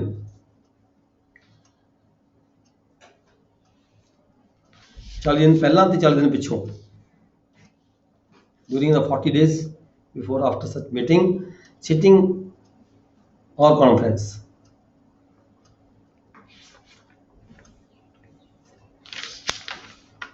ਇਹ ਪੁੱਛ ਲਿਆ ਕਰੋ, ਦੱਸ ਦਿਆ ਕਰੋ, ਇਦਾਂ ਕਿਤੇ ਗਲਤੀ ਹੁੰਦੀ ਹੈ, ਕਈ ਵਾਰੀ ਯਾਦ ਨਹੀਂ ਰਹਿੰਦਾ, ਜਵਾਨੀ ਬੋਲਦੇ, ਠੀਕ ਹੈ ਨਾ। ਤੇ ਇਹਦੇ ਨਾਲ ਸਾਰਿਆਂ ਦੀ ਕਰੈਕਸ਼ਨ, ਮੈਂ ਗਲਤ ਪੜ੍ਹਾਦਾ, ਸਾਰੇ ਹੀ ਗਲਤ ਕਰੀ ਜਾਣ, ਕਿਤੇ ਮਿਸਟੇਕ ਕੀਤੀ ਹੁੰਦੀ ਹੈ ਤਾਂ ਦੱਸ ਦੇਣਾ ਜ਼ਰੂਰੀ ਹੁੰਦਾ ਹੈਗਾ। ਤੇ ਬੋਲਣ ਦੇ ਵਿੱਚ, ਕੁਐਸਚਨ ਰਾਈਜ਼ ਕਰਨ ਦੇ ਵਿੱਚ ਕੋਈ ਹਿੱਚ ਨਹੀਂ ਹੋਣੀ ਚਾਹੀਦੀ। ਜੇ ਤੁਸੀਂ ਡਿਸਕਸ ਕਰੋਗੇ, ਕੋਈ ਕੁਐਸਚਨ ਪੁੱਛੋਗੇ, ਕਰੋਗੇ, ਤਦੀ ਜਾ ਕੇ ਜਿਹੜਾ ਹੈਗਾ ਸਾਰਿਆਂ ਨੂੰ ਸਮਝ ਲੱਗਦੀ ਹੈ, ਤੇ ਹੋਰ ਵੀ ਜ਼ਿਆਦਾ ਕੁਐਸਚਨ ਜਿਹੜਾ ਹੈਗਾ ਨਿਖਰ ਕੇ ਸਾਹਮਣੇ ਆ ਜਾਂਦਾ ਹੈਗਾ। ਤੇ ਨਾਲ ਹੀ ਇਹ ਯਾਦ ਹੁੰਦਾ ਵੀ ਅਸੀਂ ਹਾਂ ਇਹ ਜਿਹੜਾ ਕੁਐਸਚਨ ਸੀ ਡਿਸਕਸ ਹੋਇਆ ਸੀਗਾ, ਤੇ ਹੁਣ ਜਿਹੜਾ ਤੁਸੀਂ ਇਹ ਕੁਐਸਚਨ ਕੀਤਾ ਹੈ 40 ਤੇ 14 ਡੇਜ਼ ਦਾ, ਇਹ ਕਿਤੇ ਵੀ ਕੁਐਸਚਨ ਦੇ ਪੇਪਰ 'ਚ ਆ ਜਾਏ, ਤੁਸੀਂ ਕੋਈ ਵੀ ਭੁੱਲੇਗਾ ਨਹੀਂ ਤੁਹਾਡੇ 'ਚ, ਠੀਕ ਹੈ ਜੀ। ਕਲਾਸ ਖਤਮ ਕਰਦੇ ਹਾਂ ਜੀ। ਸਰ ਇੱਕ ਪਿਛਲੀ ਵਾਰੀ ਕੁਐਸਚਨ ਹੈ ਜਿਹੜਾ ਜੀ ਅਨਿੱਖੀ ਪੁਰਖ ਕੀ ਹੁੰਦਾ ਜੀ? ਦੁਬਾਰਾ ਬੋਲੋ। ਅਨਿੱਖੀ ਪੁਰਖ ਕੀ ਹੁੰਦਾ ਜੀ? ਕੁਐਸਚਨ ਹੈ ਜੀ ਪਿਛਲੀ ਵਾਰੀ। ਕੁਲਦੀਪ ਸਿੰਘ ਬੋਲ ਰਹੇ ਹੋ? ਕੁਲਦੀਪ ਸਿੰਘ ਜੀ ਬੋਲ ਰਹੇ ਹੋ? ਕੁਲਦੀਪ ਸਿੰਘ ਜੀ? ਇੰਡਾਈਐਂਟ ਪਰਸਨ ਪੁੱਛਦਾ ਜੀ ਨੰਗ ਵਿਅਕਤੀ। ਹਾਂਜੀ, ਇੰਡਾਈਐਂਟ ਪਰਸਨ ਬਾਰੇ ਗੱਲ ਕਰਦਾ ਜੀ, ਵੀ ਉਹ ਕੀ ਹੁੰਦਾ ਨੰਗ ਵਿਅਕਤੀ। ਦੁਬਾਰਾ ਬੋਲੋ, ਕੀ ਬੋਲਦੇ ਆ ਇਹਨਾਂ ਨੇ ਕੀ ਬੋਲਿਆ? ਕੁਲਦੀਪ, ਉਹਨਾਂ ਨੂੰ ਬੋਲੋ ਕੀ ਬੋਲ ਰਹੇ ਹੋ? ਇੰਡੀਜਨ ਪਰਸਨਸ ਤੇ ਇੰਡੀਜਨ ਪਰਸਨ ਕੀ ਬੋਲਣਾ ਸਰ? ਹੈਲੋ ਕੁਲਦੀਪ ਭਾਜੀ ਕੀ ਬੋਲੋ? ਸਰ ਅਨਿੱਖੀ ਪੁਰਖ ਕੀ ਹੁੰਦਾ ਜੀ? ਪਿਛਲੀ ਵਾਰੀ ਕੁਐਸਚਨ ਹੈ ਜੀ। ਦੁਬਾਰਾ ਬੋਲੋ, ਦੁਬਾਰਾ ਇੱਕ ਵਾਰੀ ਦੁਬਾਰਾ। ਇੰਡੀਅਨ ਪਰਸਨ ਦੀ ਟਿਕਟੀ ਇਹ 33 ਦੇ ਵਿੱਚ ਆਏਗਾ, ਰੂਲ ਦੇ ਵਿੱਚ ਆਏਗਾ ਸਰ। ਹਾਂ ਆਰਡਰ ਦਾ ਦੇਖੋ ਇੰਡੀਅਨ ਪਰਸਨ ਤਾਂ ਉਹ ਹੁੰਦਾ ਹੈ ਜਿਹੜਾ ਬੰਦਾ ਗਰੀਬ ਹੁੰਦਾ ਹੈ, ਜਿਹੜਾ ਆਪਦੇ ਕੇਸ ਦੀ ਪੈਰਵਾਈ ਕਰਨ ਦੇ ਲਈ ਪੈਸੇ ਦੇਣ 'ਚ ਅਸਮਰਥ ਹੁੰਦਾ ਹੈ।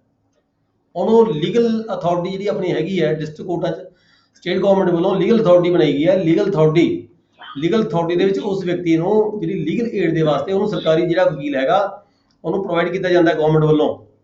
ਕੋਈ ਵਿਅਕਤੀ ਹੈ ਆਪਦੇ ਕੇਸ ਦੀ ਪੈਰਵਾਈ ਨਹੀਂ ਕਰ ਸਕਦਾ ਪਰ ਕੇਸ ਪਾਣਾ ਜ਼ਰੂਰੀ ਹੈਗਾ, ਪਰ ਉਹਦੇ ਕੋਲ ਪੈਸੇ ਨਹੀਂ ਹੈਗੇ ਖਰਚ ਕਰਨ ਦੇ ਲਈ। ਤੁਹਾਡੇ ਕੋਲੇ ਦੇਖੋ ਗੱਲ ਸੁਣੋ, ਮੈਂ ਤੁਹਾਡੇ ਕੋਲੇ ਰੂਟੀਨ ਦੇ ਵਿੱਚ ਇਹ ਪੇਪਰ ਆਉਂਦੇ ਆ, ਰੂਟੀਨ 'ਚ ਤੁਹਾਡੇ ਕੋਲੇ ਪੇਪਰ ਆਉਂਦੇ ਆ, ਰੂਟੀਨ 'ਚ ਪੇਪਰ ਆਉਂਦੇ ਆ। ਚੱਲ ਜਾਇਦਾਦ ਪੁੱਛੀ ਜਾਂਦੀ ਹੈ ਕਿਸੇ ਇੰਡੀਅਨ ਪਰਸਨ ਦੀ। ਅਤੀ ਗਰੀਬ ਵਿਅਕਤੀ, ਪੰਜਾਬੀ 'ਚ ਹੁਣ ਕੀ ਲਿਖਿਆ ਜਾਏ ਮੈਨੂੰ ਨਹੀਂ ਪਤਾ, ਪੰਜਾਬੀ 'ਚ ਭਾਈ ਸਾਹਿਬ ਬੋਲ ਰਹੇ ਸੀ, ਮੈਨੂੰ ਅਜੇ ਉਹਨਾਂ ਦਾ ਵਰਡ ਸਮਝ ਨਹੀਂ ਆਇਆ ਕੀ ਵਰਡ ਬੋਲਿਆ ਉਹਨਾਂ ਨੇ, ਪਰ ਇਹ ਇੰਡੀਅਨ ਪਰਸਨ ਜਿਹੜਾ ਹੁੰਦਾ ਹੈ ਉਹ ਅਤੀ ਗਰੀਬ ਵਿਅਕਤੀ ਹੁੰਦਾ ਜਿਹੜਾ ਆਪਣੇ ਕੇਸ ਦੀ ਪੈਰਵਾਈ ਕਰਨ ਦੇ ਵਿੱਚ ਅਸਮਰਥ ਹੋਵੇ, ਤੇ ਉਹਨੂੰ ਉਹਦੇ ਵਿੱਚ ਗਵਰਨਮੈਂਟ ਨੇ ਫੈਸਿਲਿਟੀ ਦਿੱਤੀ ਗਈ ਹੈ ਵੀ ਤਾਂ ਕਿ ਕਿਸੇ ਵੀ ਵਿਅਕਤੀ ਨੂੰ ਆਪਦਾ ਪੱਖ ਪੇਸ਼ ਕਰਨ ਦੇ ਵਿੱਚ ਕੋਈ ਓਪਰਚੁਨਿਟੀ ਮਿਲਣ ਤੋਂ ਕੋਈ ਵਾਂਝਾ ਨਾ ਰਹਿ ਜਾਵੇ, ਉਹਦਾ ਜਿਹੜਾ ਹੱਕ ਹੈ ਉਹਦੇ ਮਾਰੇ ਨਾ ਜਾਣ। ਇਸ ਕਰਕੇ ਸਰਕਾਰ ਵੱਲੋਂ ਪ੍ਰੋਵਾਈਡ ਕੀਤਾ ਗਿਆ ਕਿ ਡਿਪਾਰਟਮੈਂਟ ਐਸਟੈਬਲਿਸ਼ ਕੀਤਾ ਗਿਆ ਹੈ ਲੀਗਲ ਅਥਾਰਟੀ। ਹਰ ਡਿਸਟ੍ਰਿਕਟ ਕੋਰਟ ਦੇ ਵਿੱਚ ਲੀਗਲ ਅਥਾਰਟੀ ਹੈਗਾ, ਸੈੱਲ ਬਣਿਆ ਹੋਇਆ ਗਵਰਨਮੈਂਟ ਦਾ, ਉਹਦੇ ਵਿੱਚ ਉਹ ਐਪਲੀਕੇਸ਼ਨ ਦੇ ਸਕਦਾ ਹੈ ਤੇ ਉਹਨੂੰ ਗਵਰਨਮੈਂਟ ਜਿਹੜੀ ਹੈਗੀ ਆ ਪਹਿਲਾਂ ਪੇਪਰ ਆਪਣੇ ਕੋਲ ਆਉਂਦੇ ਨੇ, ਡਿਸਟ੍ਰਿਕਟ ਡੀਸੀ ਡਿਪਟੀ ਕਮਿਸ਼ਨਰ ਦੇ ਰਾਹੀਂ ਪੇਪਰ ਆਪਣੇ ਕੋਲ ਆਉਂਦੇ ਨੇ, ਫਿਰ ਆਪਣੀ ਰਿਪੋਰਟ ਜਾਂਦੀ ਹੈ ਵੀ ਇਸ ਵਿਅਕਤੀ ਕੋਲ ਇਹਦੀ ਚੱਲ ਜਾਇਦਾਦ ਕਿਹੋ ਜਿਹੀ ਹੈ ਤੇ ਇਹਦੇ ਕੋਲ ਕੋਈ ਪ੍ਰਾਪਰਟੀ ਹੈਗੀ ਜਾਂ ਨਹੀਂ ਹੈਗੀ ਤੇ ਇਹਦੀ ਮਾਲੀ ਹਾਲਤ ਕੀ ਹੈਗੀ ਹੈ। ਸਾਡੀ ਰਿਪੋਰਟ ਦੇ ਆਧਾਰ ਤੇ ਕੋਰਟ ਇਹ ਡਿਸਾਈਡ ਕਰਦੀ ਵੀ ਇਹ ਗਰੀਬ ਹੈਗਾ ਵੀ ਕਿ ਗਲਤ ਤਾਂ ਨਹੀਂ ਐਪਲੀਕੇਸ਼ਨ ਦਿੱਤੀ, ਸਾਡੇ ਡਿਪਾਰਟਮੈਂਟ ਦੇ ਕੋਲ ਹਾਂ ਸਾਡੇ ਵੱਲੋਂ ਡਿਸਾਈਡ ਹੁੰਦਾ ਹੈ, ਫਿਰ ਇਹ ਰਿਪੋਰਟ ਜਿਹੜੀ ਲੀਗਲ ਸੈੱਲ ਨੂੰ ਜਾਂਦੀ ਹੈ, ਲੀਗਲ ਅਥਾਰਟੀ ਨੂੰ ਜਾਂਦੀ ਹੈ, ਠੀਕ ਹੈ। ਉਹਦੇ ਬੇਸ ਤੇ ਫਿਰ ਉਸ ਨੂੰ ਜੇ ਲੱਗਦਾ ਹੈ ਉਹ ਜ਼ਰੂਰਤਮੰਦ ਹੈਗਾ ਬੰਦਾ ਵਿਅਕਤੀ ਤਾਂ ਆਪਣੀ ਰਿਪੋਰਟ ਦੇ ਮੁਤਾਬਕ ਫਿਰ ਉਸ ਨੂੰ ਵਕੀਲ ਪ੍ਰੋਵਾਈਡ ਕੀਤਾ ਜਾਂਦਾ ਹੈ ਜਿਹੜਾ ਉਹਦੇ ਕੇਸ ਦੀ ਪੈਰਵਾਈ ਕਰਦਾ ਹੈ। ਠੀਕ ਹੈ ਜੀ, class is over, thank you very much. Okay ਜੀ।